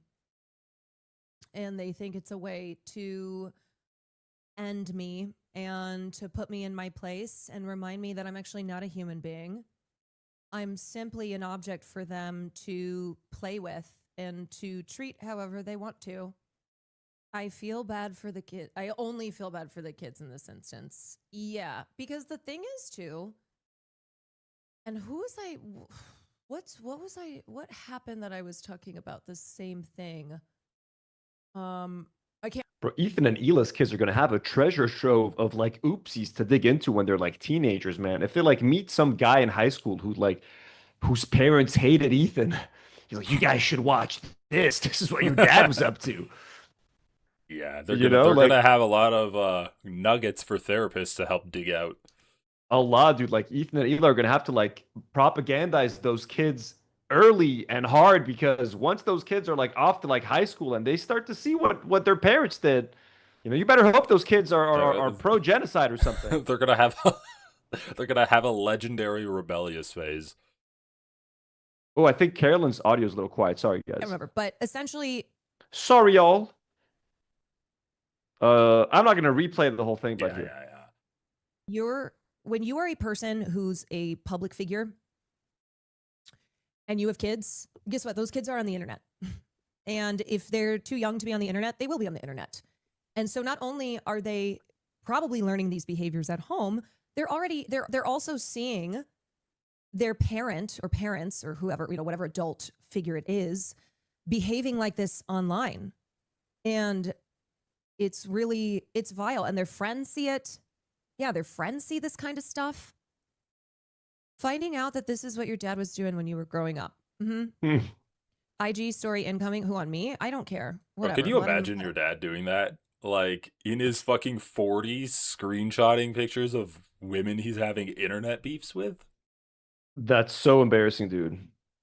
It's embarrassing. Minutes after calling another woman a prostitute. That's what he gets off on. So let him make IG stories. What is he going to call me, a Chinese honeypot again? Is he going to be racist and misogynistic again? Great, go for it. Okay, so here is what you just sent. This is fucking hilarious. So much content came out of the poker tournament that I forgot about this insane screenshot the fun guy posted. Bro has the bend like the corner of a table. Also, the H3 people shared this, like H3 fans. Yeah. Wasn't even snark. Not even snark. Like, this is bona fide, genuinely not a snark post. But he genuinely looks like Gollum. Gollum looking at, like, smelling the ring. What was the thing? Why was he, like, Oh, is he trying to be like some kind of correspondent and he was role playing or something? I guess, yeah, he was trying to be like a fun little, yeah, the Vegas correspondent on the Right. ground at the poker tournament. Let's walk around, talk to the celebrities, and call them whores. What the fuck? What are we doing, man? Zero, Froggy. 0 likes, 0 comments on that post, by the way. That was definitely taken down by the bots. One upvote, and then it was gone. 100%. Yeah, people are saying it definitely looks like a little bit of Gollum right there. I cannot do a Gollum, guys. I cannot do a Gollum. Froggy Tonic says, imagine you hate your treasonous ex-friend so much you check their lewd Instagram while you're out of the house in Vegas at a poker event during a game with people around on camera. Did you know Ethan's dad had a Pinterest collection called Sexy Ela? Did you hear that one? That was fucking Yeah, crazy. That's a fun little trivia bit. Little piece of CBS lore that called Justified. we wish none of us knew. Like, I could have gone my whole life without ever knowing that. I mean, now we know where Ethan gets it, right? That Gary Klein is looking up hot pictures of Ela. Yeah. That's Ethan's basement, who I accidentally called Ethan's boyfriend on my earlier stream today. Ethan's boyfriend, great. Who else would I screenshot on my work phone? Bozo. Right. Genius. That's exactly what he said about the Yeah. Twitch thing. So fucking funny. And like Hassan had a good point. He's like, don't your fucking employees stream on Twitch? And you're like, who else would why would you follow Hassan? I don't know. It's crazy. He doesn't support his employees. He was yelling at them last time. He's like, did you guys know you're live streaming? It could impact our members, our memberships here. They were like, what the fuck? He really said that. That's good. Yeah. He was making AB feel like shit about streaming. So that's our little H3 adventure here. That took a while, but there was a lot to cover. Yeah, it was pretty good. It was chill. There were I don't know how far we want to get into this, but and I haven't actually seen the clips, but we were talking a bit about ContraPoints. The last time we talked, I was covering like a ContraPoints interview, and after the podcast, and I couldn't even get 10 minutes into it. It was infuriating, and I think there's a very big. I think there's a very big difference between people who, you know, take responsibility for their actions and people who have like an external locus of control that say that the things that happen to me, they're everyone else's fault, right? And I think Ethan kind of falls into that camp. He says that, oh, people don't like me and it's because of Hassan. People don't like me, it's because of Frogan. It's like, I don't know, because of people like you and me that people don't like Ethan Klein. It's never his fault. And I think ContraPoints has a bit of that going for her as well. So, because I think that what they both have in common is that they kind of misrepresented who they were to their audience. And then when their audience expected them, based on who they sold themselves as, to have certain reactions or opinions about certain things, and when they didn't have those reactions, and when their opinions didn't match with the persona that they sold, like for example, I think both of them, you could say they kind of fell apart with the Gaza genocide. ContraPoint staying silent, and then when she did come out and put out a statement, it was like very wishy-washy, very two-sidesy. Right. So it seems like she and I was not very familiar with ContraPoints' work prior, and listening to today, I watched like 20 minutes of her interview with on the Bad Faith pod. Yeah. I want to watch a bit of that if we have time. Yeah. We'll try it, but like I don't like that person. Like she doesn't seem like someone who I'd want to listen to anyway at all. She's so wishy-washy, and she also said it was like I think she's basically saying that people thought she was more leftist than she was because she was a trans person talking about fascism. She's like, people assumed I was this extreme lefty, but I'm not. So interesting. Sorry, I'm having some. Let's see. If you're having technical difficulties, let me. I can help you out Not here. too technical. It's just the setup's a bit awkward here, but I think this should work. Share this. Okay, that's not too bad. How's this looking for you? Well, looks good. Yeah, so I saw this today, and I'm just like, Okay. Well, what's the best way to start? I want to start with this interview, and I want to see how far we get into it. Just because Is to maintain. how's the volume for you? Are you able to hear it? Let's Sounds play. good. I think that for a lot of people on the left, the idea of having like all right, the let's West start has over. fallen. Why? Because of like degeneracy, and the evidence of that is often like suggest like look at modern architecture compared to a cathedral. Right. You know, how did this happen, Western man? Right? Ridiculous meme posts. We used to. This is 3 hours long, so we're not going to watch this whole thing. I just want to get into Before you click play, Brat jumped back in here with another $20 dono saying Anthony's Gaming Fund Part 2. Thank you so much, Brat. That is very kind. We got enough for 2 copies of the game. Yeah, we got enough. 2 copies of the Gotta game. Get Comrade Casey in on it too. We'll get Comrade in on it as well. Brat, that is so kind, so generous. Thank you so much for supporting the show at such a high level. You're a legend, Brat. I have to talk at the EU Parliament later this month. Really? About how the left can compete with the online right. What should I tell them? One of the reasons I have a difficult time answering this question is that a lot of the reasons why the online right has the reach it does are things we would not want to emulate. For example, a lot of online right commentators are frankly backed by money. Yep. Like not like crowdfunding money. That's definitely true, right? Like there are so many reports of Ben Shapiro getting paid, Tim Pool getting money from Russian anyone money. who's going to give it to him. Like he's spoken with Netanyahu before. Yeah, Russian money. Yeah. Like that's undeniably true. But then I don't know. We'll see. It's been a while since I saw this, but we'll see where she goes from here. Like institutional money. Yeah. And big money, deep pockets. Yeah, exactly. So sometimes it's like, do we want that? I think that for a lot of people on the left, the idea of having like oligarchs backing you would be kind of defeat the purpose. Well, the right? NGOs. Yeah. Those exist. That's true. Liberal that's NGOs. True. That's true. For a couple years now, people have been talking about like, what if we had a leftist Joe Rogan? Like, wouldn't like, do we want a leftist I've never heard Joe that one Rogan? Do before. we want a leftist Joe Rogan? I don't know. Like, I mean, I don't. But would it be useful to have one? Maybe. I'm sure I would hate it. But so what? I mean, I think. Could you pause real quick right Yeah. there? Brilliant comment by man with long last name says, "Why does she dress like Hassan would if he were a woman?" I could totally see Hassan in that shirt.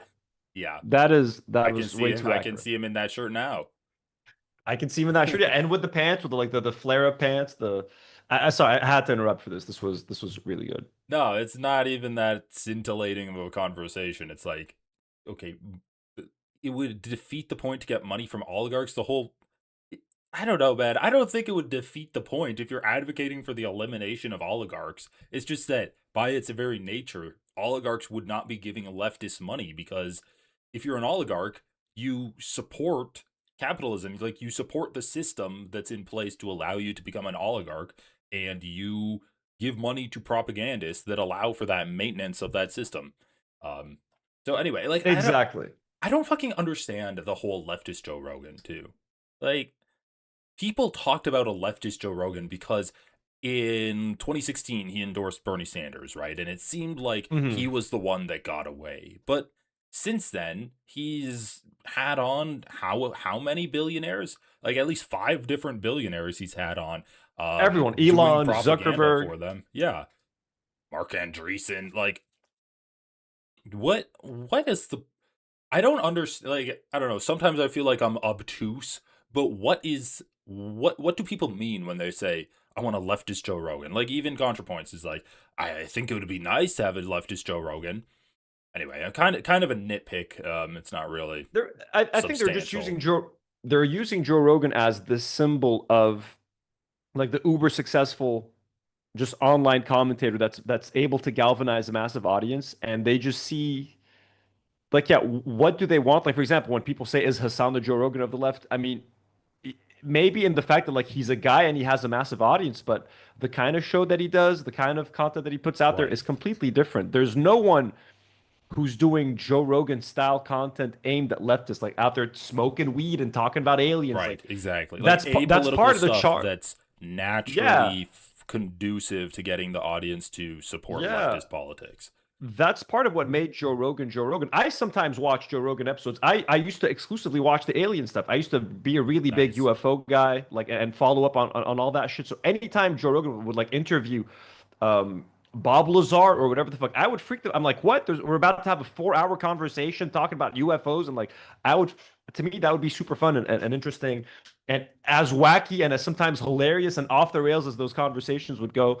Like, I have fun with that. I avoid any political Joe Rogan conversations or any douchebag. Like, I haven't watched a Joe Rogan episode in ages. I've literally watched, like, you can count them on one hand, I think, the ones that I've watched.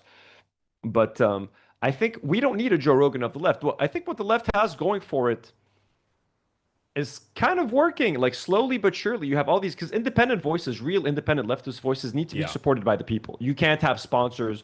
You can't be working for anyone. You can't have billionaire sponsors or millionaire sponsors. You have to be truly independent. And there's a solid, like, little crop, I think, of creators that's on the rise. And I would say, like, there's even some mainstream leftists. Like, a Majority Report is as mainstream as I think they can get. Breaking Points, I know, I mean, Crystal Sagar gets a lot of shit. Crystal also gets some shit. I really like Crystal, though. Crystal and Kyle, I think they're up there, and they have a pretty big audience. So yeah, and I think I also think the whole conversation of leftist Joe Rogan is outdated. The internet's in a fundamentally different place than it was like 10 years ago when Joe Rogan was getting uber popular and he was first starting to put his thumb on the political scale. Like, there is not ever going to be someone like that again, where they just have a massive audience and they're like independent and kind of up for grabs for political parties. Like, now the political parties have wormed themselves into online spaces so securely and thoroughly that I don't think there's really room for a content creator to grow up, so to speak, as like apolitical, build a massive audience, and then be up for grabs for different political movements. Even Joe Rogan is no longer the Joe Rogan of the right. Like, he doesn't have that. Exactly. He doesn't have. There's way more competition as well. Like, when Joe Rogan popped off, like, now, who doesn't have a podcast? There's every single. There's you can't even, and like, you get so many more stand-up comedians have podcasts that are kind of in a similar vein. Like, you could say maybe Theo Von is the closest thing to a Joe Rogan that you have now, since like he's a comedian. He's also kind of politically ambiguous. Like, he likes Trump and he was at the inauguration, but he also loves Bernie and he hates Israel and he supports Palestine. So you have a lot of these confused sort of, they're leaning right and they have a lot of like right-leaning tendencies, but they have one foot firmly in the like leftist sphere. Like, I mean, Theo Von connecting with Bernie and supporting Palestine and supporting Gaza. Like, I don't know, but like, having a purely, because what made Joe Rogan was the fact that he was hard to put in a box. Now he's easy to put in a box. Now it's like that's it. He's friends with Trump. He went to the inauguration. He has all these right-wing guests. But at first, he was impossible to pinpoint, and that's what made people, like, what got them so crazy, and that what made him such an effective communicator was that he was kind of the everyman. And yeah, we need to find this other, like, Hassan is very firmly planted on the extreme left, so he's never going to be a Joe Rogan, you know. But and Joe Rogan I also think it kind of speaks to what you were talking about earlier, where it's like independent voices is attractive to people. And Joe Rogan had the appearance of being independent until he started like interviewing Trump. Elon Musk was coming on. Mark Zuckerberg was coming on. He's did a deal with Spotify, and he had to like self-censor. And exactly, he, is selling all of these different supplements and chalking his show full of ads. Like, the independence is separated from where you are on the political spectrum. Like, I think that is a big thing, and part of why Joe Rogan is losing his appeal. So, but like, let's see how they talk about it. Let's see how they try to define what a leftist Joe Rogan is. You know, like, if I will lecture men for not wanting to be in a coalition with their mother. Well, I also think I'm going to have to deal with being in a coalition with some kind of leftist manosphere. Right. And I'm prepared to just deal with that. Right. Right. Like, I think that part of my like realistic electoralist idea about politics is accepting that I'm going to have to be in a coalition with a bunch of people I don't like, because that's at a national election in the United States means having the support of a very wide group of people. You're telling me that Yeah. 77 million people can't belong to the same subculture?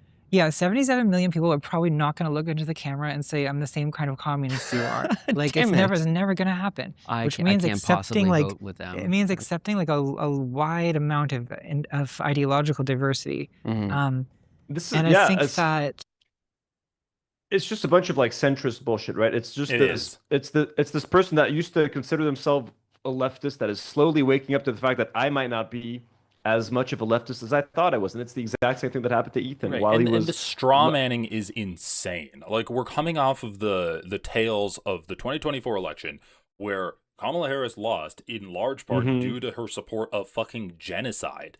And now it's being, the people that didn't vote for Kamala Harris are now being like maligned and kind of smeared in an offhanded way in this conversation as, oh, well, this candidate didn't fit my perfect definition of communism. Like, it's a ridiculous straw man used in a large part to justify the genocide of Israel. Yeah. And telling people to, well, you're just holding up ridiculous standards by not supporting Kamala Harris, right?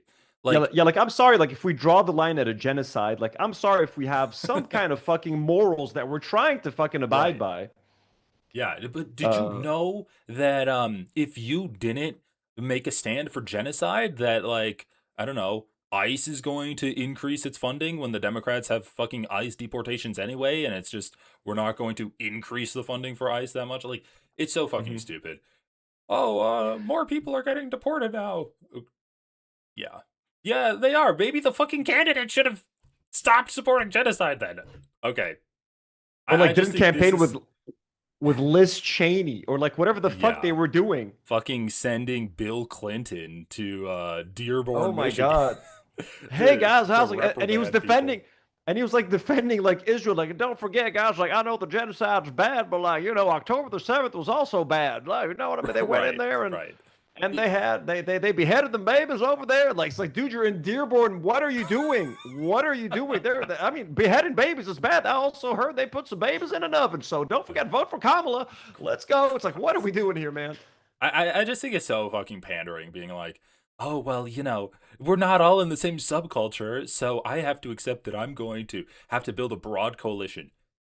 A broad coalition is what that's code for vote for the candidate that supports Israel. Like, shut up and vote for that candidate. That's what libs mean when they say, like, we have to build a broad coalition. I can't like honestly. I'm very excited for that wing of the Democratic Party of just these milquetoast centrist Democrats to just completely disappear. Yep, me too. Because like they are what's holding the country back. Really, they're afraid of like fully committing to the left, and they're ruining America. You're killing America. Dragging the Democratic Party down. What the real Democrats are anti-Israel. We need to start bumper stickers. Real Democrats hate Israel. That needs to be an ad campaign. Okay, let's continue. Genuinely.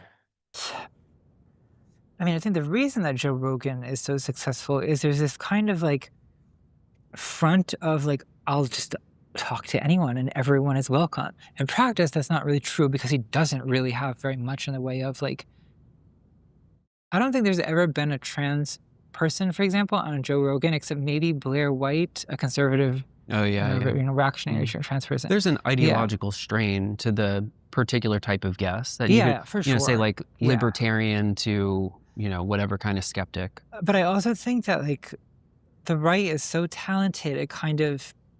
Bro, this part triggered me. This is why I had to stop watching.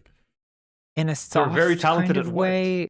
Yeah, listen. Talented, it kind of. In a soft kind of way. They love bomb, right? I mean, I've experienced it myself when in periods, this has happened on a recurrent basis for 10 years. As every few months, like some large faction of the online left decides that I am like the villain of the month, right? And it will just be a mass. It doesn't bother me that much anymore because it's kind of become like, well, there's only so many times it can happen before you start like taking it less seriously. But I think that it used to really upset me, as it upsets most people when it happens initially, because it's kind of not. I mean, the normal when a bunch of people are screaming at you and telling you you're a horrible person. I mean, the ego's instinct is to defend itself, right?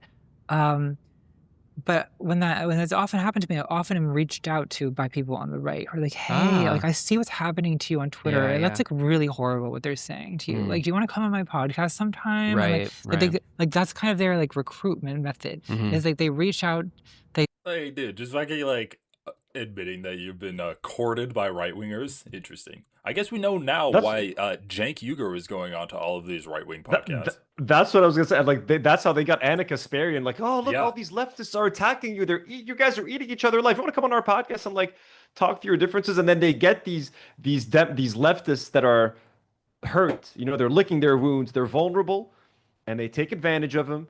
They get them onto their podcast, and once they're vulnerable, once they've been attacked by their own, that's when they get them, you know, to like capitulate and agree to right-wing framing to a bunch of shit. Like, and yeah, that's how you slowly lose your credibility. Yep. Yeah, I know. I just think it's so funny. It's like, oh, the right love bombs me. Okay. It feels good. It feels good to get some love bombing. I like getting love. It's the same fucking shit that Ethan Klein was complaining about. Oh, the kids won't let me sit at the anti-genocide lunch table, so I guess I'm forced to sit at the pro-genocide lunch table. I got bullied. I guess I'm going to nuke the whole auditorium now. If I can't sit at that table, no one's going to sit at any table anymore. I'm suing everyone. I guess I'm pro-genocide. They're criticizing me because I'm not anti-genocide enough, so I guess now I'm pro it. They sort of exploit the divisiveness and the vitriol of leftist spaces to kind of like lure people out. So division. Yeah. Well, and especially because like there is like a genuine kind of like tall poppy syndrome type thing on the left. I mean, we've sort of talked about. Dude, this part's fucking hilarious. What is tall poppy syndrome? Okay, so tall poppy syndrome is the notion that like tall grass gets cut. Let's say. So like if you rise to a certain level of prominence, the left become the target. Turns on you. Yeah. And I think part of that is the same hipster mindset that leads leftists to turn on a politician who gets elected. Right? Is that it's like, well, now you're the establishment. There's a little micro version of that happens in influencer world where, I mean, early in my YouTube career, you know, a lot of people, I think I probably have lost a large percentage of my earliest audience because a lot of people liked me because they saw me as this kind of like, you know, a queer transgender underdog who was like they related to. And then I got too big and they don't relate to me anymore and they resent me for getting too big. And it's like, I think that then like caused like a kind of extreme moral, extremely like, you know, stringent moral purity that was expected of me and that I was not able to deliver on. Okay. I don't know. A few comments that I have here. First comment, Hassan is like bigger than ContraPoints. That's what I was gonna say. And like he's been able to maintain, like, because he genuinely believes what he believes in, and he's a genuine leftist, he hasn't had that same problem. Yeah, because he actually cares about politics and he holds the politics that he was presenting when he was a smaller streamer are the politics that he still maintains as a bigger streamer that is now campaigning with Congress people and stuff. Okay, that is the first point. Second point is there is a bit of truth to what ContraPoints is saying here. If your movement is completely aligned to be anti-establishment, inevitably there is going to be some kind of establishment gained by that movement, whether it's you become a streamer with enough of a prominence or whether you end up being in a government role or getting a candidate that you support in a government role. There is no movement that can maintain power if your basic instinct is to be anti-establishment. Like, that's the self-defeating instinct. That's the self-defeating like ethical compass, being anti-establishment. And you're seeing the results of that in this Trump administration. Like, Donald Trump got a ton of people to be in his administration that have campaigned on anti-establishment values throughout social media and throughout their entire careers. I mean, Kash Patel, he's like, oh, the deep state's hiding the Epstein files from you. He gets into the office as the head of the FBI and he's like, there are no Epstein files. Dan Bongino, he's like totally anti-government, gets into power and is like, I want to be a podcaster again so I can be anti-government, anti-establishment. So there is a sense of truth in what she's saying there. But I also think it's fair to say that the left, by and large, is not anti-establishment. And ContraPoints then goes on to explain, maybe unwittingly explain, why she actually got criticized. And it's not because of a large poppy or like tallest poppy syndrome that exists on the left. She just said, and we can rewind it, she's like, people expected me to hold on to these morals, and I was unable to hold on to these morals. So it has nothing to do with the size of her. It has everything to do with the morals that she's portraying now that she made it to a certain level of influence. And I think, like, when she's having a conversation with Hillary Clinton and, like, hobnobbing it up with that, and she's not actually critical on, like, holding dear to any of her leftist values that she proclaims she has, that's not a level of you're too big. It's a level of you're betraying your own morals. You're inconsistent, yeah. Yeah. A kind of extreme moral, extremely stringent moral purity that was expected of me, and that I was not able to deliver on. Yeah, so it is. She even just says that, like, I was not able to deliver upon the moral purity they expected. Purity of standing against the genocide. Like, I couldn't be as pure. The fucking size of her channel. They want me to be morally pure, the genocide. It's complicated. What's happening in Israel, Palestine, it's complicated, So they want me to be too pure. I can't be as pure as, I'm sorry. Like, listen, standing against genocide has nothing to do with purity. That should be the bare fucking minimum. We're talking bare minimum type shit right now. And it's never her fault. It's the fault of, it's the fault of other people. It's just a syndrome that happens on the left. People get canceled every now and then. And the audience just got this expectation from her out of the blue, Right. What else do we have here?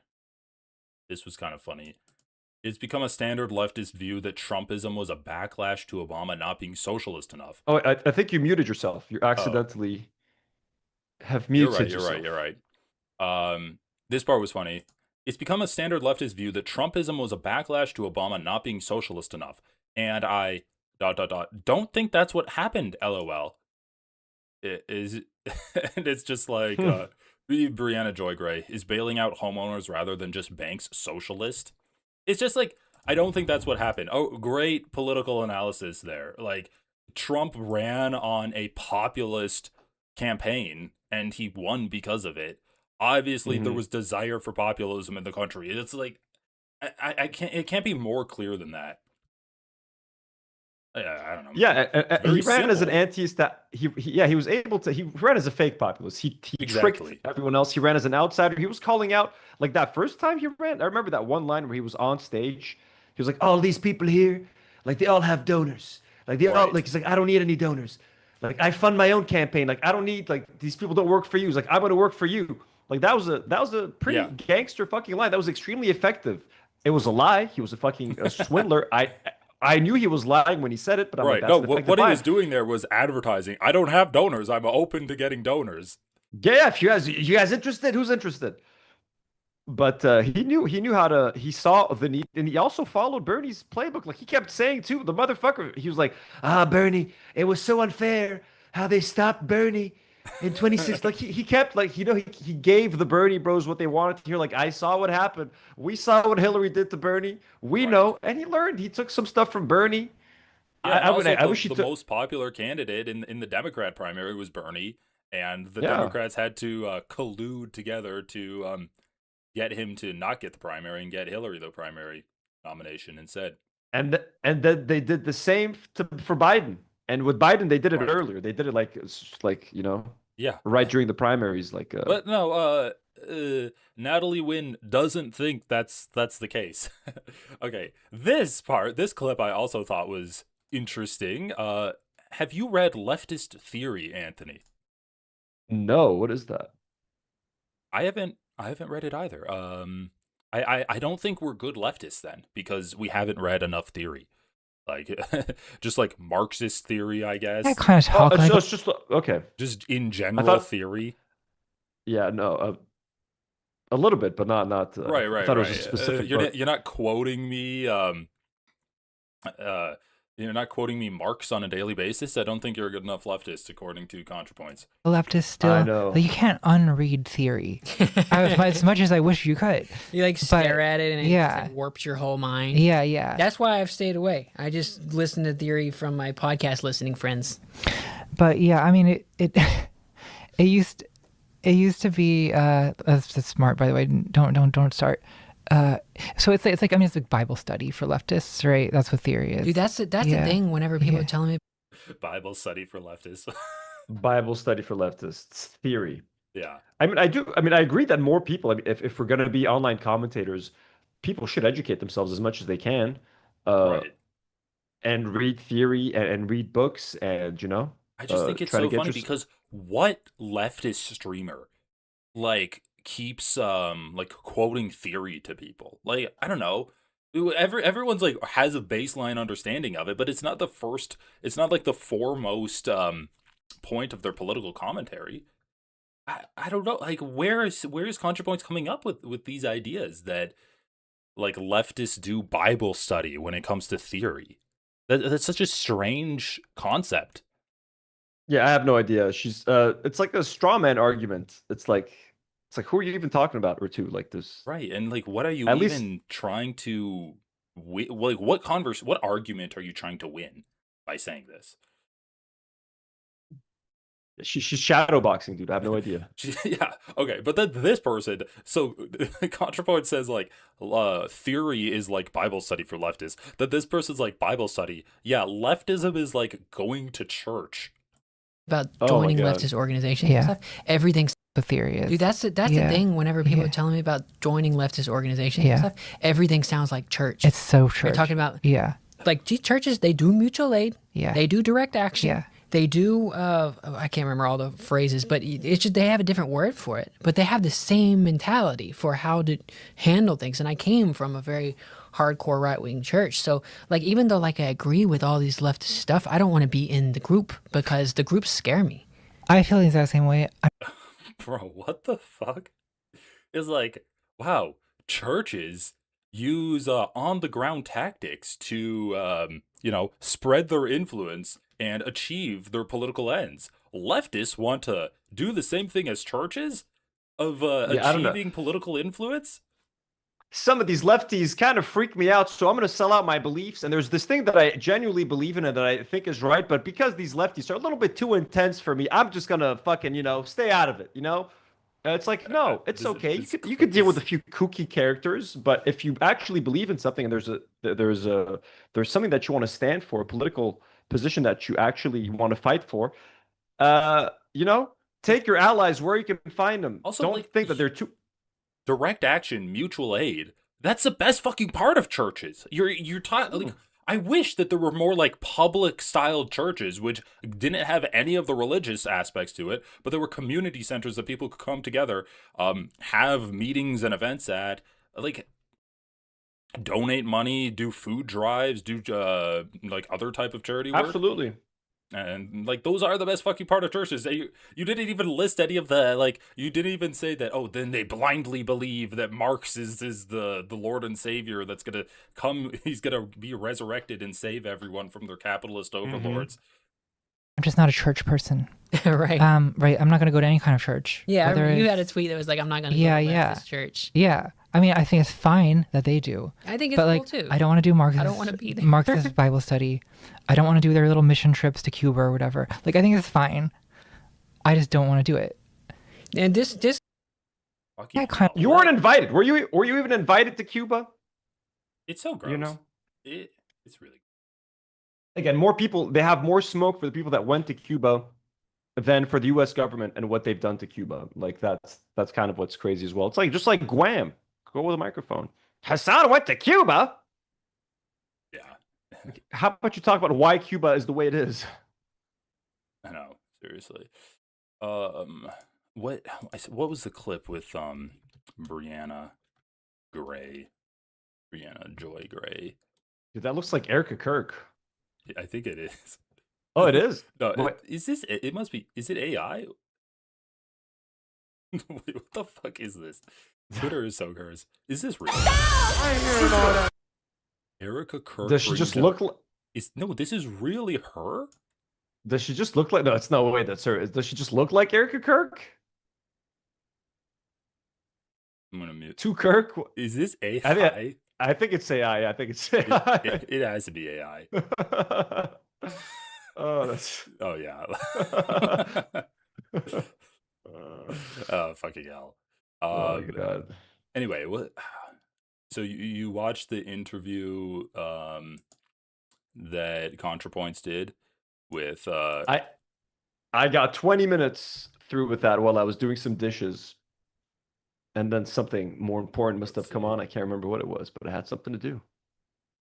Let's see, what is this? Oh, removed by the moderator. Damn. Come on. ContraPoints must not have looked that good in that clip then. This is the whole video? Is there something? Okay. Anyway, maybe we'll watch this and like look at some clips of it later. But I don't know. What do you think? You got anything else you want to talk about today? Before we call it? I'm glad. Let me show you one thing. Okay, let's do it. Garlic fries. She's decided reading Marx's Bible study and that the leftists are just churchgoers. It is ironic that actually, would you be down? Would you be down sometime to come on my other channel, my second channel, and like do like a Lego live stream where we just talk Lego for like an hour, or was too much Lego for you? Collection. I wanted to show you this. This is my latest build. I built this little tumbler. That's sexy. Very nice little build. Very satisfying. Got a little thing right here. Batmobile? Yeah, it's the Dark Knight one, the Christopher Nolan. It's my favorite Batmobile out of all the Batmobiles. This is nice. This is the sexiest one. Now, Anthony, you do have to earn your Lego credentials by building things that don't have directions. I know. I'm buying a Lego classic box. Okay. A classic Lego box. 'Cause I don't have any spare Lego. All I have is like sets. I haven't fucked with Lego in a long time. You're not a real Lego builder until you destroy all of your sets and then just have them in a big bin under your bed. Oh no, never. No, I'm not going to destroy them and rebuild them and then have them out of the. Then you're no. you're a fake Lego collector. I already ordered something for myself actually, a Lego set on Amazon, so that I'll pick it up with me when I go to the States because it's much cheaper than it is here. I got the Dark Millennium Falcon. Have you seen that one? That looks. I think I've seen the kit of it, but it looks pretty. It's a black Millennium Falcon, and it comes with all these alternate universe like minifigs, like a Sith Lord Jar Jar Binks. A Sith Lord Jar Jar Binks, and an all-white Darth Vader with a blue lightsaber who actually turned to the good side. He's a good Darth Vader. So it's all these alternate. There's like a stoner Luke Skywalker with a beard. He looks like the dude from That's cool. From the Big Lebowski. Yeah, nice. He's got like a gaming area in the Millennium Falcon. Like I was like, I have to fucking own this thing. It's like black. It's nice as hell. So I ordered that. It's on discount if you're interested. It's normally $180. I got it for $140 on Amazon. Falcon. Yeah, it's not the massive UCS $900 one. It's the smaller play scale, but it's still big enough, and it's on discount right now on Amazon, folks. Snag it for $140. I also got some more battle packs for some clones, bro. There was a battle pack for $15 on Amazon. The cheapest one I found here was $27. So, $15 battle packs. I was like, mwah, amazing. So I'm gonna order a couple more. I think I'm gonna stock up on some cheap Lego and bring it. Cheap relative to here. It's still expensive, but like compared to here, goddamn. Yeah. Shit's cheap. So if you guys want some more Lego talk, please consider subscribing to my second channel, Tino's Playroom. Let me go ahead and link that in the live chat real quick. Shameless self. What would you like to self-promote? Some shameless self-promotion, James? Bro, I don't know, man. I'm probably just gonna be streaming. I'm gonna be a Slay the Spire streamer. I'm retiring to that. That's it? Yeah. I'll do Lego streams, and then you do Slay the Spire streams, and that's it. No, but I do need to do more art stuff. Art? What do you do? You're an artist? Not really, but I just doodle. Well, I mean, yeah, you should, dude. I need to do more stuff like that while I'm. Are you having the time to? Are you not having the time to stream as often, or have you been pretty busy with work? Yeah, not. I need to do it more often, but it's fun. It's just, yeah, we didn't even talk about like the land sales that have been happening in like Manhattan synagogues. No, like, in the West Bank, like they're selling land parcels. Fuck yeah, it's insane, dude. It's crazy, dude. Yeah, no, that's fucked. There's always a lot of protests outside of these events. Right. Oh, we're on Ooh, we're on Spire 2. No, but yeah, we got to get that and do that sometime this week. I'm down. I'm down. Also, Mithy Eve just shoots us a $5 dono. Thank you so much, Mithy Eve, and says very late, but here you go. Well, thank you, Mithy. You don't have to you don't owe us money. You don't have to be like, here you go. Thank you. I appreciate it. We appreciate it, but here you go. Hope you enjoy the content, Mithy. Here you go. Hope you like this episode. We're like pushy waiters or something that just stand around like with our hand out. Was everything great for you guys? I love American waiters are so much friendlier than like Lebanese waiters because they actually get tipped well in the States. Oh, so really? waiters are so overkill there. Yeah, dude. The difference how waiters are you guys okay? Are you guys still working on that? Can I get you anything? Like American waiters are like are you still working on that? That is such a classic waiter line. I have an issue when I go out to eat where if the waiter like fills up my cup of water, I drink it. And then they just like keep filling it up. I keep drinking it. So, So you just keep drinking the water. I'm always driving home at like 90 miles an hour because I have to piss after a restaurant. But then it's just like because you get some places where they don't have good service and they like don't fill your water up, and I'm dying of thirst. And hey, those waiters are just looking out for you. So I just drink too much water. The last time I went to New York, I was at a front row to a comedy show. And because my friend is a dumbass and he bought us tickets in the front row.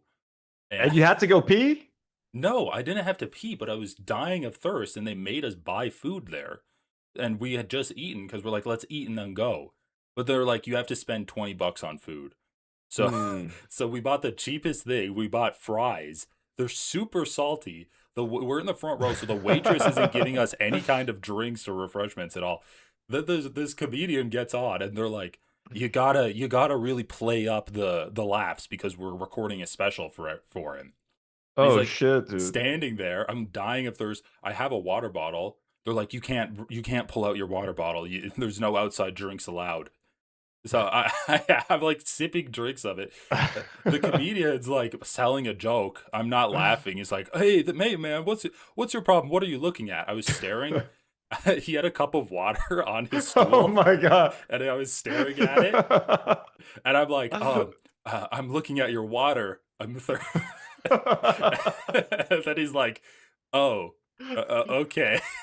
But they were like complaining that we weren't laughing hard enough. They're like, this group is laughing way harder than these guys. Bro, that would have been so ridiculous. He didn't like follow it up with a joke, like you telling him you're thirsty and No, you're looking at his water. He was a bad comedian. He wasn't funny at all. That's horrible crowd work. You set him up for like a Yeah. what I don't know what the joke is because I'm not a comedian, but like that's a great fucking setup for something like should be able to handle it. It's like, oh, are you like thirsty what's wrong for with me? you? Yeah, coming here like thirsty. What's wrong with you, motherfucker? Too cheap to buy a water bottle or something. Like he doesn't even know that they're not letting you drink, but he can just fucking go with it and just like roast the shit out of you. Mindlessly shoveling salty fries into my mouth in the front row. Yeah. He's like, maybe stop eating these salty ass fries if you're thirsty, you fucking idiot, dumbass. Something. No. Use it. Make the crowd laugh, man. No, that's such a funny story. Did you see that clip that went viral of the like overweight mega comedian like talking to a woman in the front row in like a Canada show? No. Oh, he had some pretty bad crowd work too. Like she was just not engaging with anything he was doing, and he was like making up a conversation with her. Oh my god, dude. I gotta send it to you. But anyway, let's that's call it. I so gotta play sad. tennis. Let's go. Trying to get better at tennis.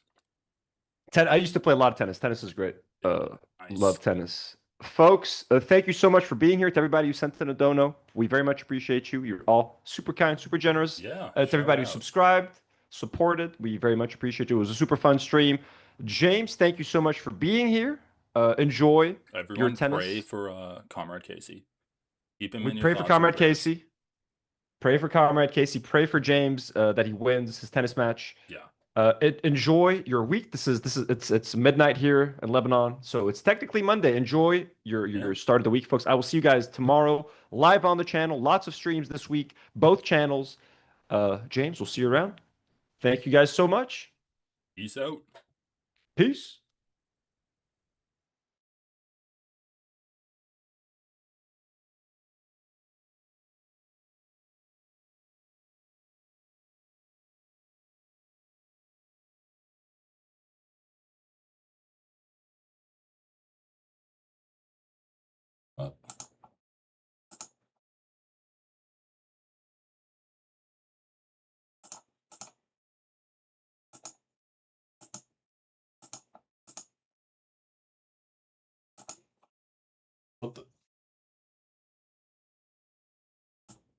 Okay.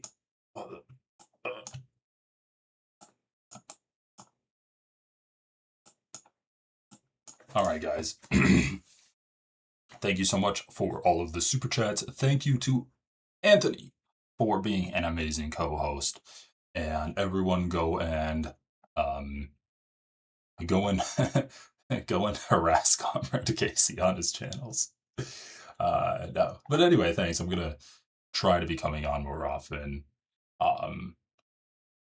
And yeah, because there's a lot of shit that I want to talk about. But yeah, shout out to Garlic Fries, member for 13 months. Thank you so much for Brat. The only comedy show I've gone to is Dave Chappelle. He hit on me with my boyfriend at the time. He hit on you? Holy shit, that's crazy. Now that didn't happen to me. But yeah, I regret going to the front row at a small show. So anyway, I'm gonna head off. Everyone have a great rest of your evening, and I'll talk to you later. Peace. Baby, I'm